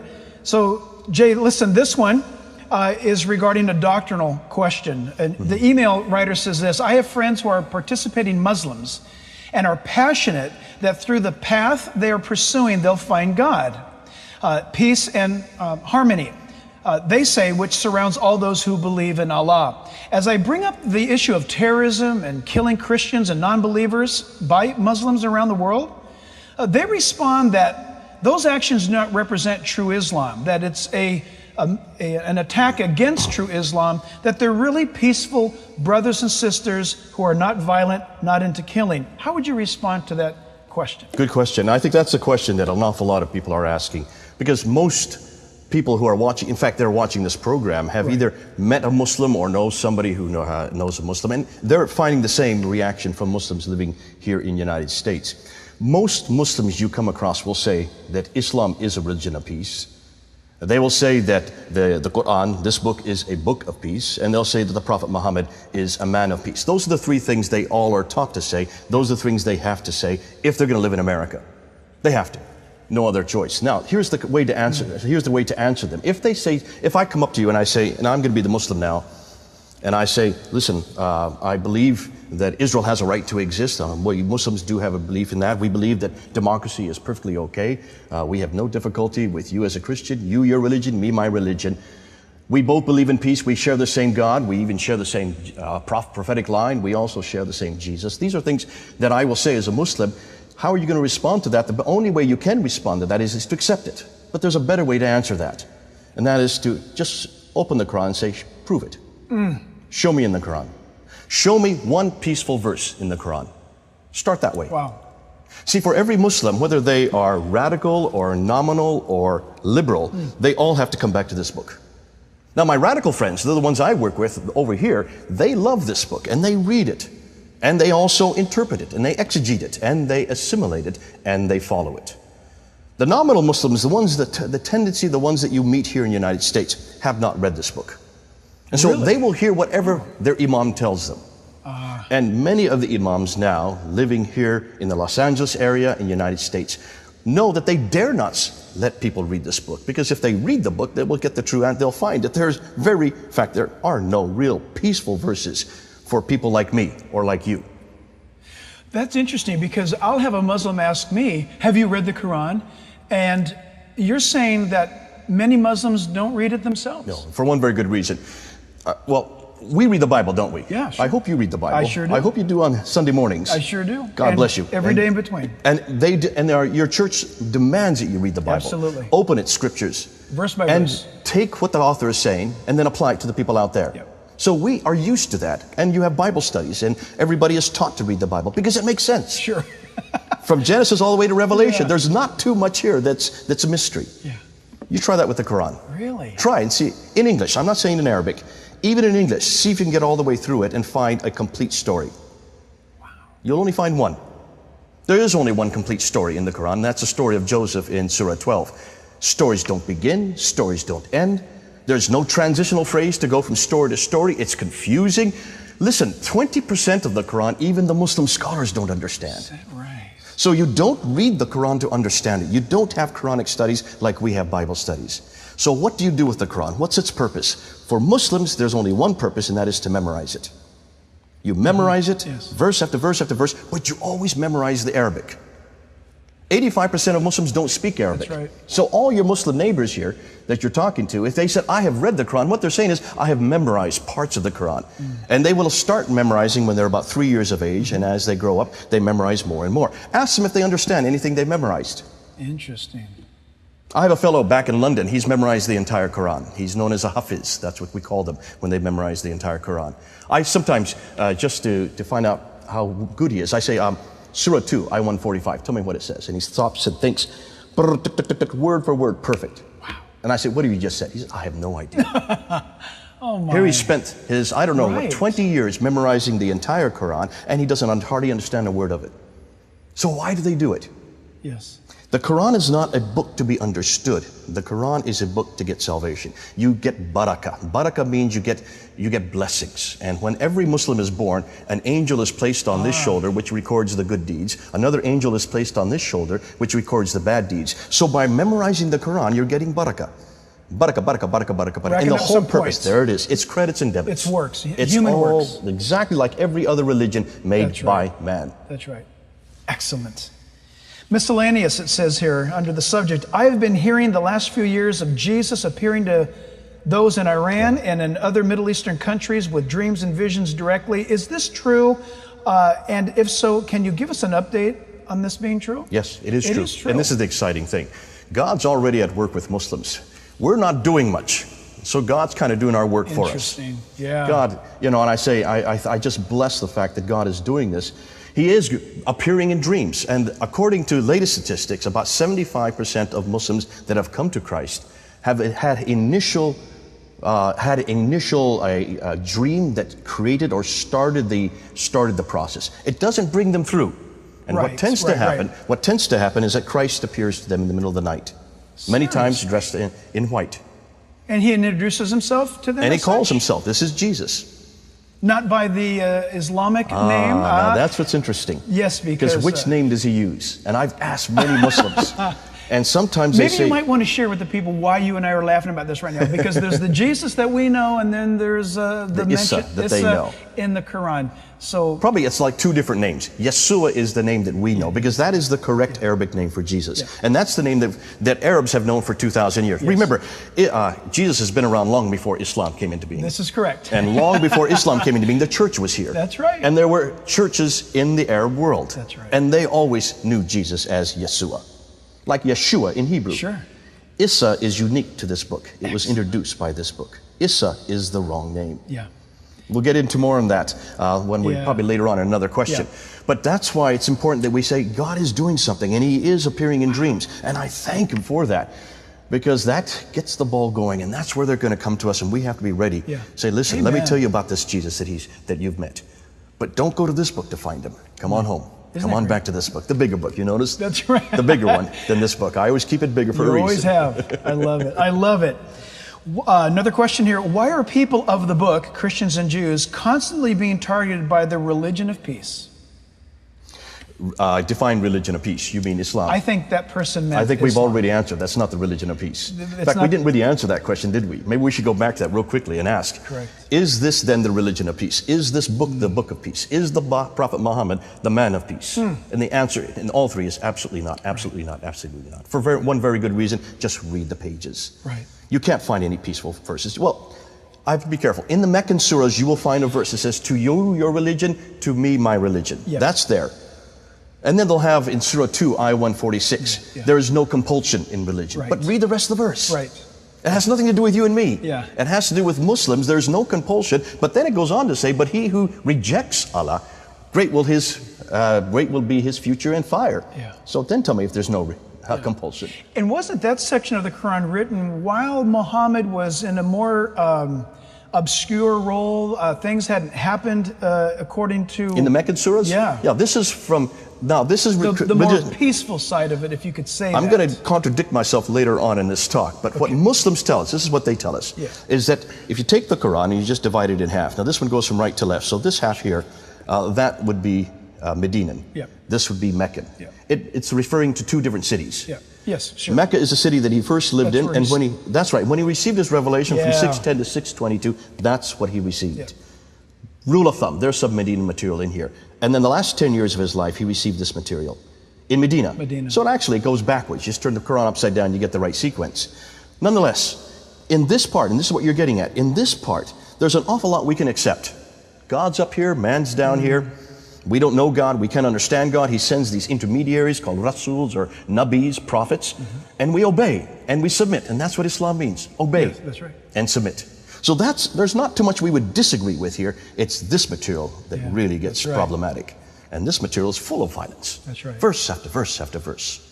That's violence. Slay the unbeliever wherever ye find them. Besiege them. Right. Lay in wait for them with every kind of ambush. This is Surah 9, Ayah 5. That's in this part. This next question is a political media question. It says here, the media and local groups want us to believe that Islam overall is a religion of peace and that the Islamic terrorists are just radical or extremist. How do you try to understand or discern what the media, both locally and nationally, portray the Islamic groups who want you to believe or to tell you about their religion? I'm not quite sure if I understand that question. Okay, basically what it's asking is the media, and I would just say the media, our government as well. Yeah. And I live in Britain. On both sides of the Atlantic, the media and the government are very clear. They have an agenda, and the agenda is that all religions must say the same thing. They want all religions to be saying the same thing. Christianity, there's not a problem. We're already peaceful. Right. Just take a look at all the verses that are about peace. It's riddled with peaceful verses in the gospel of Jesus Christ. So we're not the problem. The problem is, what are you going to do with Islam?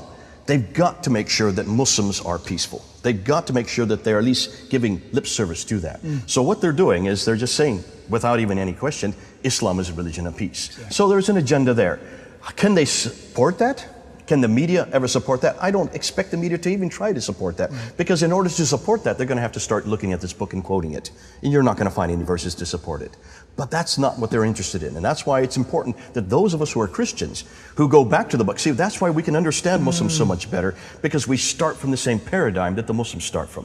They start from Scripture, we start from Scripture. Their Scripture is anything but peaceful. Our Scripture is full of peace. That's right. If you want peace, you better come on home. Boy, isn't that true? Isn't that true? We got it.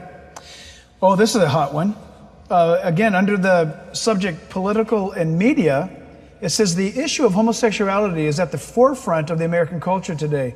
The media is obsessed with propagating their one-sided agenda while blacklisting or bullying the Christian who chooses not to support the homosexual lifestyle. What is the Islamic view on homosexuality? If Islam does not support homosexuality, why does the media choose to blacklist the Christian but not the Muslim? I think there's two questions in there. Yeah. Let's do the first one first, and that is, does the Quran support homosexuality or does it not? It doesn't either. There's no reference about homosexuality in this book. Yes or no? None. None. And so it's assumed, and the reason why is because there probably it was not permitted in the 7th century to begin with, or the 8th century, or the 9th century. So it's obvious that Muslims do not support homosexuality. What's interesting, Jay, is I have yet to see Muslims, though, speak out or rise up against pro-homosexual legislation. They don't make their voices heard. I think because they would want us to take that battle. And the reason They why is do. because I they mean, know that in our scripture there is reference. crystal clear. It's crystal clear. Interesting. Yeah, So yeah. you've got it already there in Romans. Interesting. That's right. And so Romans 1. you've got to make sure that we always come back. And that's why, Wow. if you notice, almost every one of our questions and answers is going to come back to scripture. To know how a Muslim is to think and act and say, you can go to their Qur'an to look and see what we think and say, come back to our scriptures. We've got such clear verses that are strongly opposed to that lifestyle. That's why so they're true. letting us take the cop on this one. This subject is witnessing. Where is a good place in the Quran or in the Bible to start a discussion with a Muslim regarding who Jesus is? Ooh, I love it. That's a good question. I mean, that's a great one. Almost any verse about Jesus in the Quran. There's about 93 verses in the Quran. We can't go through all 93 today, otherwise we'll be here the whole time just talking about that. Start with Surah 4, Ayah 157. That means Book 4, verse 157. That's the crucifixion right there. That's the classic verse that stipulates very clearly that it says, say not that he was crucified. They thought it so. Another was given his image. Ah, okay, yes. So another was given his image. Right, I've heard this. Right there, you've got a problem. Right. Because that slams everything we know about Jesus Christ and the crucifixion. See, for Muslims, don't spend your time about the resurrection. You're going to waste your time. Wow. Because they don't care diddly squat about the resurrection. He never died to begin with. Yeah. So it's not a problem. Of course he was seen. Maybe 500? How many hundred? We don't really care. He never died anyway. Since he didn't die, it stands to reason that many saw him. You've got to zero in on the crucifixion. And you've got to zero in on that verse. Because that verse damns all of us to hell. Oh, yeah. And it stands in opposition to everything we believe, not only about God, but about all the prophetic line and all the prophets who are pointing to that event. Isn't that interesting? Because Paul the Apostle had made it very clear that the very power and mission or vision of his preaching was the cross. Absolutely. And so should ours. Absolutely. That's why if I don't get it into a conversation, I'll bring it into it. If they don't bring it up, I'll bring it up and say, I've got a problem with the cross. You have got to tell me, how is it that Jesus didn't die?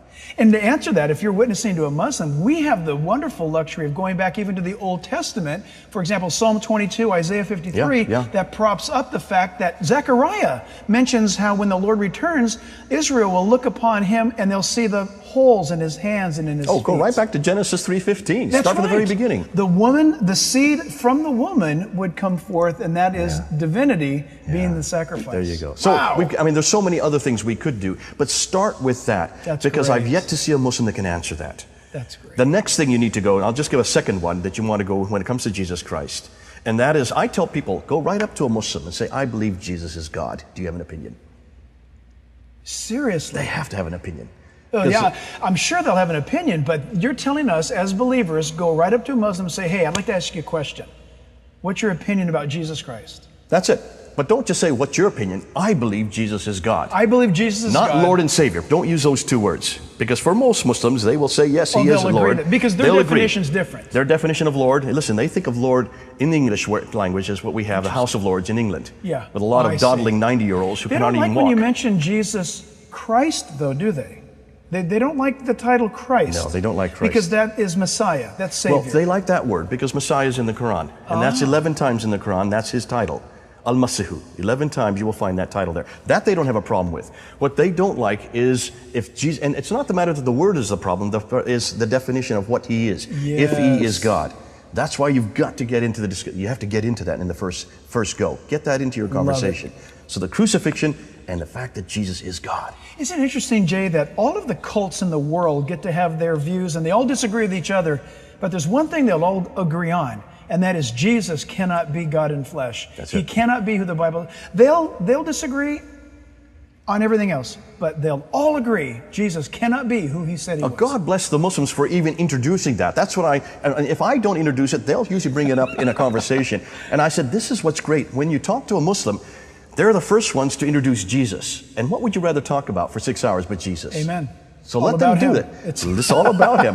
Bring it back to him. I love it. Islam's agenda is the subject matter. It says, we recently witnessed on the news, oh yes, the brutal murder of the British soldier in broad daylight. We saw the Muslim Nigerian perpetrator stand with bloody hands and knives explaining their actions to bystanders. I actually watched your YouTube on this, Jay.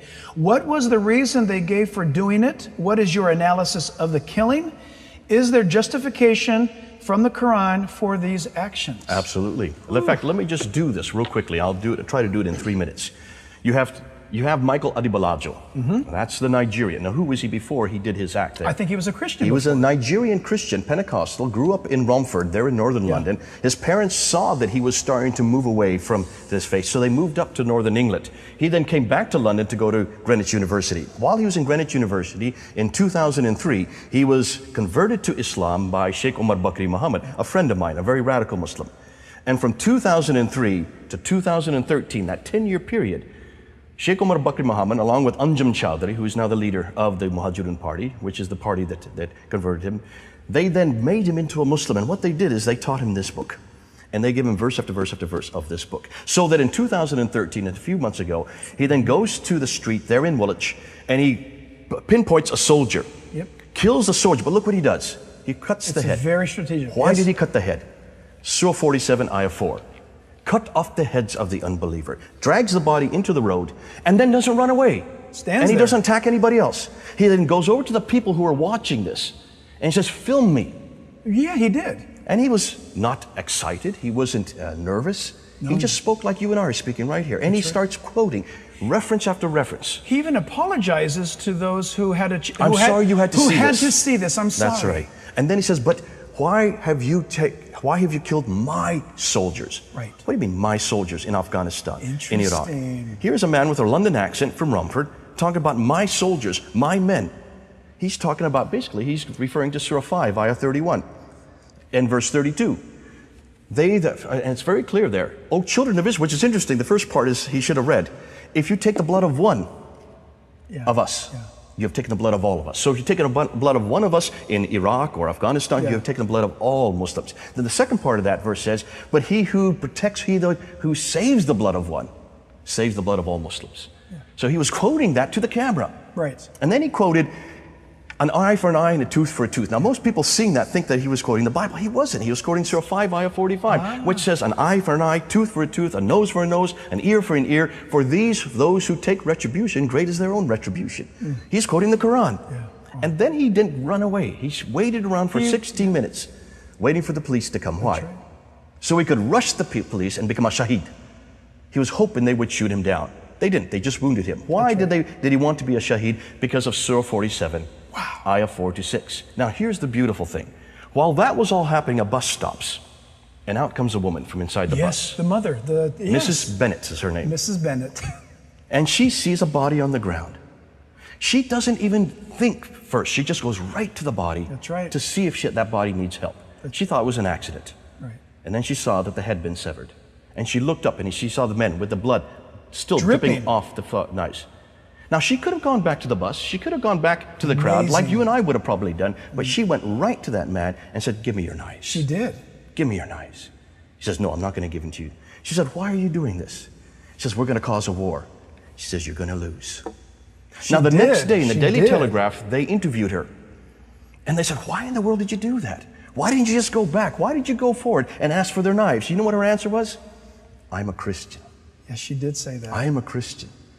And Jesus says that we are not to use knives. She said that. She's quoting Matthew 26, verse 52. That's right. So here's two different scenarios. Here is a man that had been a Muslim, had been a Christian, had been turned from Christianity to become a Muslim. In 10 years, he was now quoting scripture to kill. Right.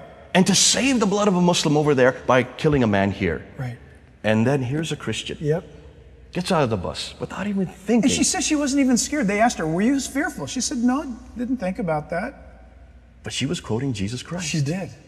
Oh, what a comparison between what the Bible says. Lay down your sword, for he who lives by the sword dies by the sword. Versus what the Quran says. Yep. Slay the unbeliever. Cut off the heads of the unbeliever. Just look at these two books and look at those two people as they reflected their revelation. Representing their Lord. If you had 2 to 4 minutes with a Muslim, what would be the most effective thing you could share with them? Plant the seed, question mark on that. Something they could go away with or ponder, question mark. Would it be different for a woman or a man, a child, a Western-born young adult? Several questions. There's no way to answer that question verbatim. What I do and what I tell my students to do is to go up to the first Muslim that they want to get engaged with and just say these two things. I believe Jesus is God. I believe the Bible is the Word of God. Do you have an opinion? Yeah, same what you shared before. Just what I said before. That's Once great. you've done two things. You have stipulated where you stand That's clearly. true. And you have basically said the two things that we oppose for Islam, that Islam opposes us. Yeah. And you've also introduced that Jesus is God. Yeah. You got that into the conversation. Yes. And the rest of the conversation is going to be about that. Jay, I want to ask you this. We all assume, and maybe we assume correctly here in the West, that as a man, I should not walk up to a Muslim woman and ask her anything at all. Is that true? Rule of thumb, that is true, but not in the West. The reason No. being that most Muslims now have, especially if they're here second generation and third generation, they're going to school.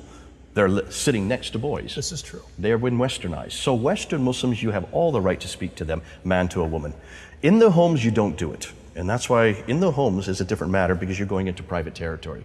But in the public sphere, yes, you have all the right to speak to a woman. If she has a hijab, or if she is a radical Muslim, if she is a hijab or a chador or burqa or any one of the bilqa, shilbab, all the other names they give to it, then be careful, she's probably a radical Muslim, and she probably will herself say no. But that's not for you to compromise your position. And that's why we as Christians need to be very clear that we have no problem talking to women. Interesting what you just said, because I've been asked this question because the person asking me the question was fearful that it wasn't that they're shy to share with her or not willing to share with her. They didn't want to share with her and get her in trouble, get her beat, get her whatever they might. She won't be getting in trouble. She won't be in trouble. She will tell you if she's not permitted to speak to you. She would just or look away, not even respond to you. So you're saying just walk up and ask anyway. Absolutely. And let them shut it down. Let them shut it down, because you're being true to what the gospel says about men and women. So and you awesome. are permitted to speak to women. So don't let them rule our lives. And you're exactly right, because we're starting to be so concerned about their cultural sensitivities, when in reality they're here in the West. On top of the fact, what trumps it all is preach this gospel to everybody. See, by just saying that, you're preaching the gospel. True. Because you're defining to them what we mean by sexes, between the sexes. We do this all the time in London. They have debates. I do debates, and I debate Muslims all the time. Yes, you do. And whenever we plan a debate, the Muslims come to us, say the women must be on this side, the men must be on this side, the women must be behind. They may not speak any questions. We say absolutely not. The women can sit anywhere they want. In fact, if you want to keep your women separate, you have the right to do that. But do not tell us where to put our women. Our women can sit next to us, because we do not see them as sexual objects. Excellent. And what do they do? And if you live in London, then you better go by our rules. I love it. And what we're doing, though it is provocative and it is almost confrontational, I'm preaching the gospel by saying that. Yes, you are. Because then I'll say, why is it that we don't see them as sexual objects? Isn't that great? We don't cover them up because they're going to seduce us. Because if they're going to seduce us, who's got the problem here? Yeah. The woman or us? It's the man. There you go. Absolutely. And cut out your eye. Pluck out your eye, as Christ says. That's right. That's awesome. Subject, Islam's agenda. What would be Islam's motive for trying to get Christians to believe that the Quranic Jesus is the same as the biblical Jesus? What's their motive for getting us to believe that? The reason... Do they want us to believe that? They want us to share the same God, the same Jesus, the same prophetic line. They want us because they believe that we do share the same God. They just believe that we have corrupted that God with this book here. They want us to believe that we share the same Jesus. They just believe that we've corrupted Jesus with this book here. And that's why their agenda is, in order to share the same God, you have to come to our terms. Now, let me just back you up to a number of years ago. There was a document called the Common Word. Have you heard of this? Of course. The Common Word was sent out by 138 Muslim scholars to Christian scholars and leaders with the understanding that we agree that we share the same God and the same love of man. And the document started with their own definition of who God is, and was taken from Surah 3, Ayah 65, which stipulates that there's an open word between you and us. So they're quoting from the verse itself. That God is one, and He has no partners. Now, do you believe that Jesus is the partner of God? I believe that Jesus is God. He has no partners, exactly. Yeah. So by virtue of us signing that document, we would have to go with their definition of Jesus, that He is a partner of God, that we believe He's a partner of God. And that's why we will not sign it. But you can see then why they want to impose their view of Jesus, their view of God, and that view must be monotheistic, that has no partners, that this person, this God, does not eat. That's in Surah 5, Ayah 75, that he that he has no wife. That's in Surah 6, Ayah 101. So you can see they start imposing their view of what our God is. And I won't let them do that. But see, you won't let them do that because you are taught, educated, you know what the scripture says, and you know what their agenda is. And one of the reasons, I love Jay Smith, but one of the reasons why you're here is because we have got to get the Christian community understanding what it is they believe about who Jesus Christ is. Jack, this is why your church is so influential. This is why your church is so pivotal. If Islam, it will be the largest religion in 7 years. In 7 years, it will surpass Christianity, both Catholics and Protestants put together. That's 7 years we have. If in 7 years they're going to be the largest religion, which not only means that they have a theological agenda, they have a political agenda, they have a social agenda. Absolutely. You've seen all the different agendas. Islam includes all of that in what it means to be a Muslim. If that is the case, then what do you think for the church, what is going to be our greatest foe in the future? That's right. Why is it we're not teaching people this then? Exactly. Why is it there's not one school in the world that teaches Islamic polemics? Exactly. How many people even know what that word means? Right. And why is it there's only about 2 or 3 schools that even have on their agenda or even have as a curriculum? One of them is Biola University, not too far from you, Islamic apologetics. Right. Taught by Josh Lingell. That's right. My good friend. Yeah. Most of it's my material. That's right. Why is that we're not teaching this everywhere? If this is going to be the largest religion, if it's going to be the strongest opposition for the church for the next generation, guaranteed. Then why aren't we teaching what the Quran is saying? So listen, let me ask you on camera, why? Let's just pick on the Christian universities in America. Why are they not teaching this? Why are they not? You've already answered it in a few questions before. Yeah. There is a fear. That's right. There is a fear that this Islam that we're talking about is not true Islam. That we're creating this Islam. And it only represents a small radical agenda over here on the right. Right. That it doesn't represent real Islam. The question I would ask anybody that says that is, prove it. Show me in the Quran that we're wrong. That's right. Show me in the Prophet's life that he was a benevolent man, that he was anything like Jesus. Oh, no, there's no way. Show me also in the Prophet, but look, show me in Islam itself, the history of Islam, how it began. There you go. Show me in the last 1400 years where Islam has been anything but violent. Well, you look at, and you know the terms and the words and the names of these places correctly, but if I remember right, was it a Quraysh tribe? Quraysh, yeah. Where Muhammad supposedly involved himself in the beheading of many? You're talking about the Qurayzi. The Qurayzi. Okay. They're the Banu Qurayzi, the Jewish. Yes. The Jews in Medina. He involved himself in that very slaughter. Well, he was the one that dictated it. He was the one that called for it. And he used a Jew that told him this is what you to do. And then he took all 800 men and slit their throats in one afternoon. If I'm a faithful Muslim, aren't I to focus on living my life in the pattern of Muhammad? Exactly. If I'm a faithful Christian, I'm to live my life in the pattern of Jesus. You've just given the answer. Okay. You go to Muhammad, and if you want to live your life, and every Muslim must do what Muhammad did, because he is the paradigm. He is the model on earth for what God has intended all humans to be in every place, in all ages, in all times. And if he's the model, and that's how he treated the Jews who stood against him. Remember, what was their crime? What did the Banu Qaynuqa, the Banu Nadir, the Banu Qurayza, those 3 families, what did they do against Muhammad? What was their only crime? They refused to accept him as a prophet. Well, I refuse to accept him as a prophet too, which means I am just as guilty as those Jews. That's right. And if this is how he reacted to those Jews in 627, after only moving to Medina 5 years earlier, he'd only been in Medina 5 years, they were locals. They were the indigenous people of Medina. Right. If that's what he did to the Jews, and if he is the model for all Muslims, that's right. Then why should we be surprised that Muslims are acting the way they're acting? Jay, what would you say to the Christian right now that's watching this? And they just heard what you just said. Yeah. They're still trying to get over the 7 years. In 7 years, Islam will outnumber Christianity. They just heard what you said about what's really coming if people are going to be faithful to Muhammad. And the Christian is tempted right now to turn the channel or to log off and not hear this. What would you say to them? What would you say to them right now? Jack, this is what I would say. Islam, by definition, follows a text which creates an ideology, and it's that ideology that you're seeing now being enacted all over the world, including the one we just talked about with Michael Adibalajo there in London at Woolwich. If the ideology is based on a text, then where is it we're going to have to direct our energies towards? The text. The text. Who's doing that? Can the government do that? No. No. They don't even understand They don't even know. They don't even understand the power of this text. They don't even know that Muslims go to a text. Yeah. Can the police or the military do that? There's no way. No. Bombs, bullets, and cruise missiles do not Will destroy not a do text. it. No. You don't destroy an ideology with bombs, bullets, and cruise missiles. How do you destroy an ideology? You expose it. You With a better expose it to the ideology. truth. With a bigger bet. That's a better. right. This ideology. This is the only thing that can destroy that. Now, who are the one, therefore, that's basically, who are the ones only that can do this? That's right. We're looking at. That's right. We're the only people, the only ones that can take on Islam. Because we're the only ones that understand the power of this book. That's right. We understand how it's motivating young men, women, and children all over the world. We can see what's going to happen That's when they become the largest. This writer says, it's my understanding that Muslims are offended by the fact that God has a son.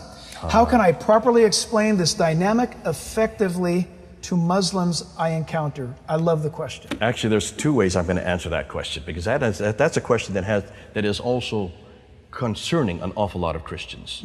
So much so that they're now taking that phrase out of our Bible. Oh, I've heard about this. This is Wycliffe and Wycliffe- SIL, Wycliffe and has we've been done this. fighting this for 3 years. Yes, terrible. That battle is being won. Really? As of June of this year, Wycliffe has now decided not to take Son of God out. But let's get back as to why. Yes, praise God. We'll come back to Okay, that. yeah. Why is it Son of God is so offensive? For one very simple reason. It's in the Quran again. I'm coming like a broken record. It's in Surah 4, Ayah 171. Say not three, for God is one. Far be it from God having a son, for God has no son. So it's right in the Quran. Is it true that it's around the Dome of the Rock Mosque? That's right there in the Dome. It's the first inscription Yes. that is put on the Dome of the Rock. That's the first time we hear Muhammad's name. Yes. That's the first time we hear about Islam. Ooh, and that was put up there in 691. 691. 691 It's AD. rather recent. 300 years after Muhammad. Yep.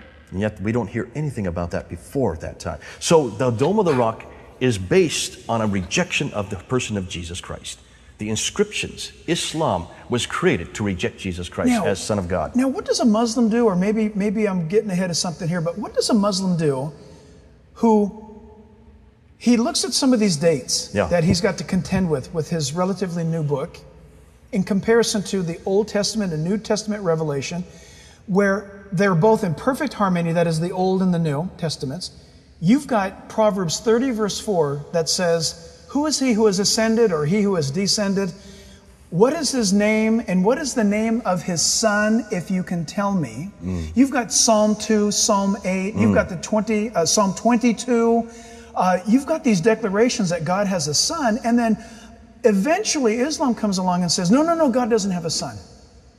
Yet there's data, there's confirmed information, there's manuscripts, there's an overwhelming bit of evidence that predates their declaration. What makes that statement that they make any different than the Mormon at my door or the Jehovah's Witness at my door, who's come along rather recently? Yeah, and the Muslims will say that all those references and all those prophecies, and there's about 300 of them in the Old Testament, are corruptions.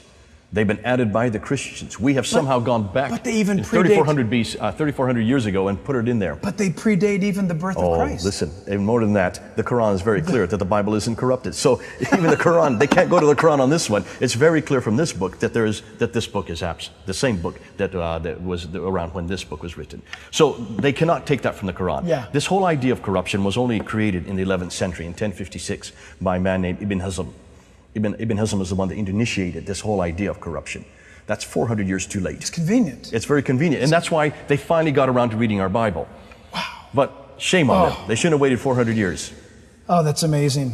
I love it. Can you explain the role, purpose, and or view of women as outlined in the Quran? How does the average Muslim view women in the United States? Wow. Okay, I'm just going to go to two surahs.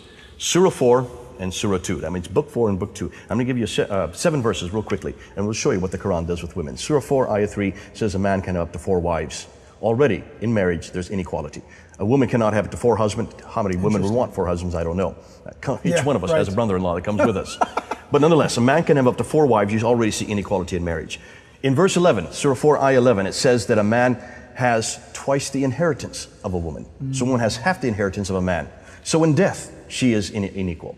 Verse 24, Surah 4, Ayah 24 says that a man can have as many women as his right hand possesseth. That means as many women slaves of war as he wants. These are concubines that he takes in slavery.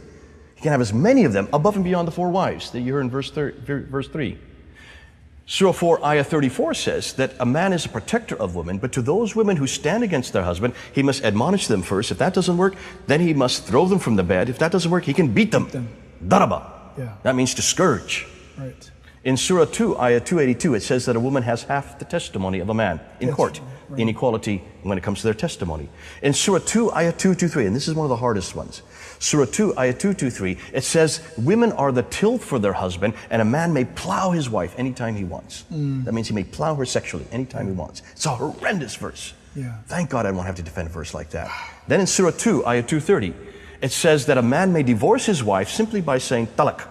3 times. 3 times. Divorce you, I divorce you. If after he has said it the 3rd time, and he wants to take his wife back, he cannot do so until she marries another man and he consummates the marriage and then divorces her. Only then can he take her back. Now what does that say about women? Now, I've heard this, I don't know if it's true, but I've heard this, that in the West, where these divorce or these multiple wives issue is a problem in the West, Yeah. that some have viewed the Western system of divorce and remarriage being so accepted that they can marry a wife, they can have her bear children, they can divorce her, let her become now the financial burden of the welfare system, Yeah. and he can just fulfill his 4-wife pledge by having 4 wives. What in they the do in the Western West, what they system. do in the West, and let the they'll come in with taxpayer 4 pay. wives, but they'll only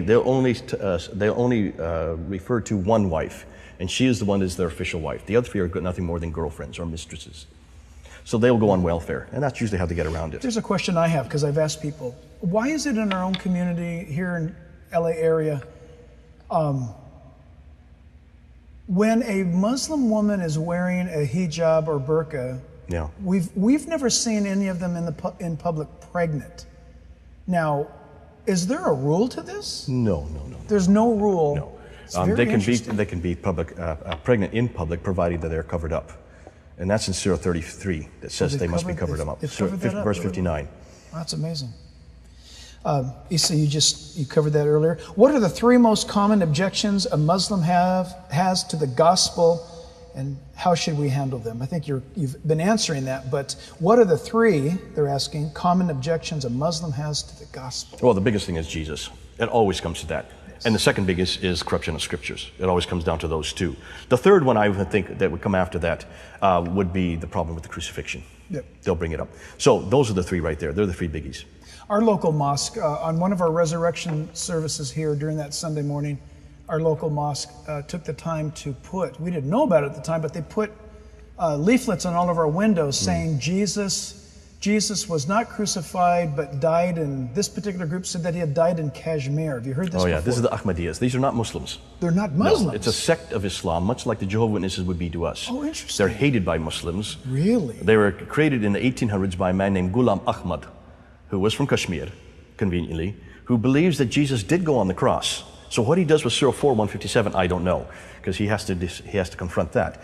But that he did not die. He was taken off the cross. He swooned, and he was put into the cold tomb. Into the tomb. Revived, he woke up 3 days later, threw out the 2-ton stone, overpowered the 16 guards, and then made his way to Kashmir. There he married, and he had 7 kids, and then he died. Okay. And that Ghulam Ahmad is the Messiah, the return of Jesus. So Ghulam Ahmad is the returned Messiah. Unbelievable. Yeah, so you can see why, I see now why Muslims Muslim don't like this. got it. Because this means there's another revelation, another prophet that comes after Muhammad, who has a further revelation that disagrees with the first one. I mean, look, Paul makes it very clear in Galatians 1 that if you can have another revelation, you can just keep having indefinitely. Joseph Smith. On and on it goes. It never ends. Sun Young Moon, they all have revelations. Absolutely. Yeah. What cultural sensitivities are most important to be aware of when witnessing to a Muslim with a Middle Eastern background? Okay, with a Middle Eastern, it's a little bit different than, say, with an Asian. You'd have to make a distinction there because Asian meaning Indonesian? Asian, no, sorry, Indian, Pakistani, and Bangladesh. Oh, okay. That's what we call. I'm sorry, this is an English and idiomatic help expression. Help me out. No, I have to be careful because that's how we do it in England. Well, yeah, but you guys are correct, and we haven't. No, that's what we do it in England. Actually, you are more correct because an Asian here would be an Indonesian. Probably the best word to use is Indian subcontinent. Okay. And see, they're the largest block of Muslims in the world. Yes, that's right. That's 500 million right there. There's no other place in the world that has that many Muslims in one place. Yeah. And at one time, they were one country. Yeah. It was only in 1947 they were split up into 3 countries.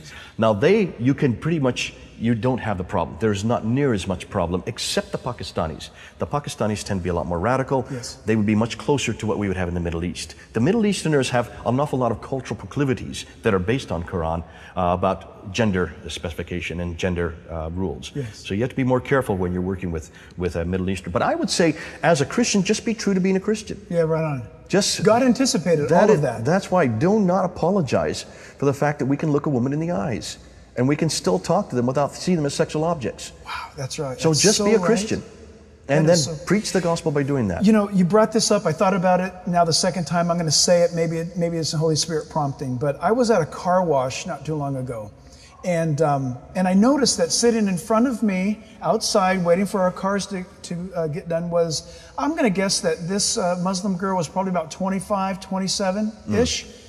She had her hijab on, and I leaned over and I asked her. I said, "Can you, excuse me, can you explain why you're wearing this? I would like to know." And she said, "I'm wearing this as a display of modesty." And I said, "Well, that's very kind. That's excellent. What do you hope to achieve by that?" And she said, "Well, it prevents others from thinking," she used a different word than lustful thoughts, but it meant that. And I said, "Well, can I say something to you? I'm a Christian, and I'm old enough to be your dad. So can I say something to you? You wear this so that a Muslim man doesn't look at you and think a thought?" And she goes, "Well, yes, but not only a Muslim man, but yes, but yes." And I said, "Well, as a man, I want to tell you as a father figure that you see that trash dumpster out there that's shrouded, it's built in concrete? If you were to be inside that concrete blocked area and there was a sign out front of it and it said 'woman inside,' that's all a man has to know for him to start thinking thoughts. What you're doing is commendable, but don't you think that a man's heart is much more corrupt than you, with your act of modesty, trying to be noble as you are? It's not going to work." She was silent, and I said, "Let me put it to you this way. In Islam, who's the strongest, the man or the woman? The man. Who's the most spiritual? The man." And I said, "If that's true, then why doesn't the man govern his thoughts? There you go. Govern his eyes and look away from you, so what that does you, Jesus say? so that you wouldn't have to dress like this and you could be more free?" And she said, "Are you saying that a man should not think thoughts or look away?" And I said, "Yes." And she said, "That man has yet to be born." Oh, you were looking at him. And I said, "I have to tell you something. This is exactly the power of Christianity." Yeah. And she would not talk to me any further Yeah. from that moment on. Brilliant. I love that. I love that example. I just thought, if the power of God is so powerful, then let that power be released. And it should exhibit in self-control. That's right. That's Right? a brilliant way to answer it.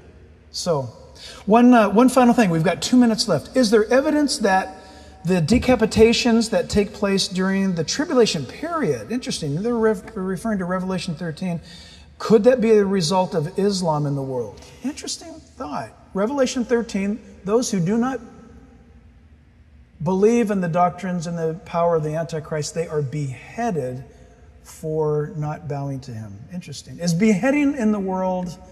Yeah, I'll let you answer that one, since that's up your alley. I would say that's certainly scriptural, in that it's in Surah 47, Ayah 4. Very clear that the unbelievers are to be beheaded. Now, the unbelievers in that case would be us. Yeah, interesting. Wow. So there's scriptural backing for that. Yeah, I don't know if I'm going to say... I'm sorry, Quranic backing Quranic background for that. Backing for that. I'm not going to say... This is my personal view on this. Yes, Revelation 13 says the mode of death will be beheading. Interesting that they asked this question.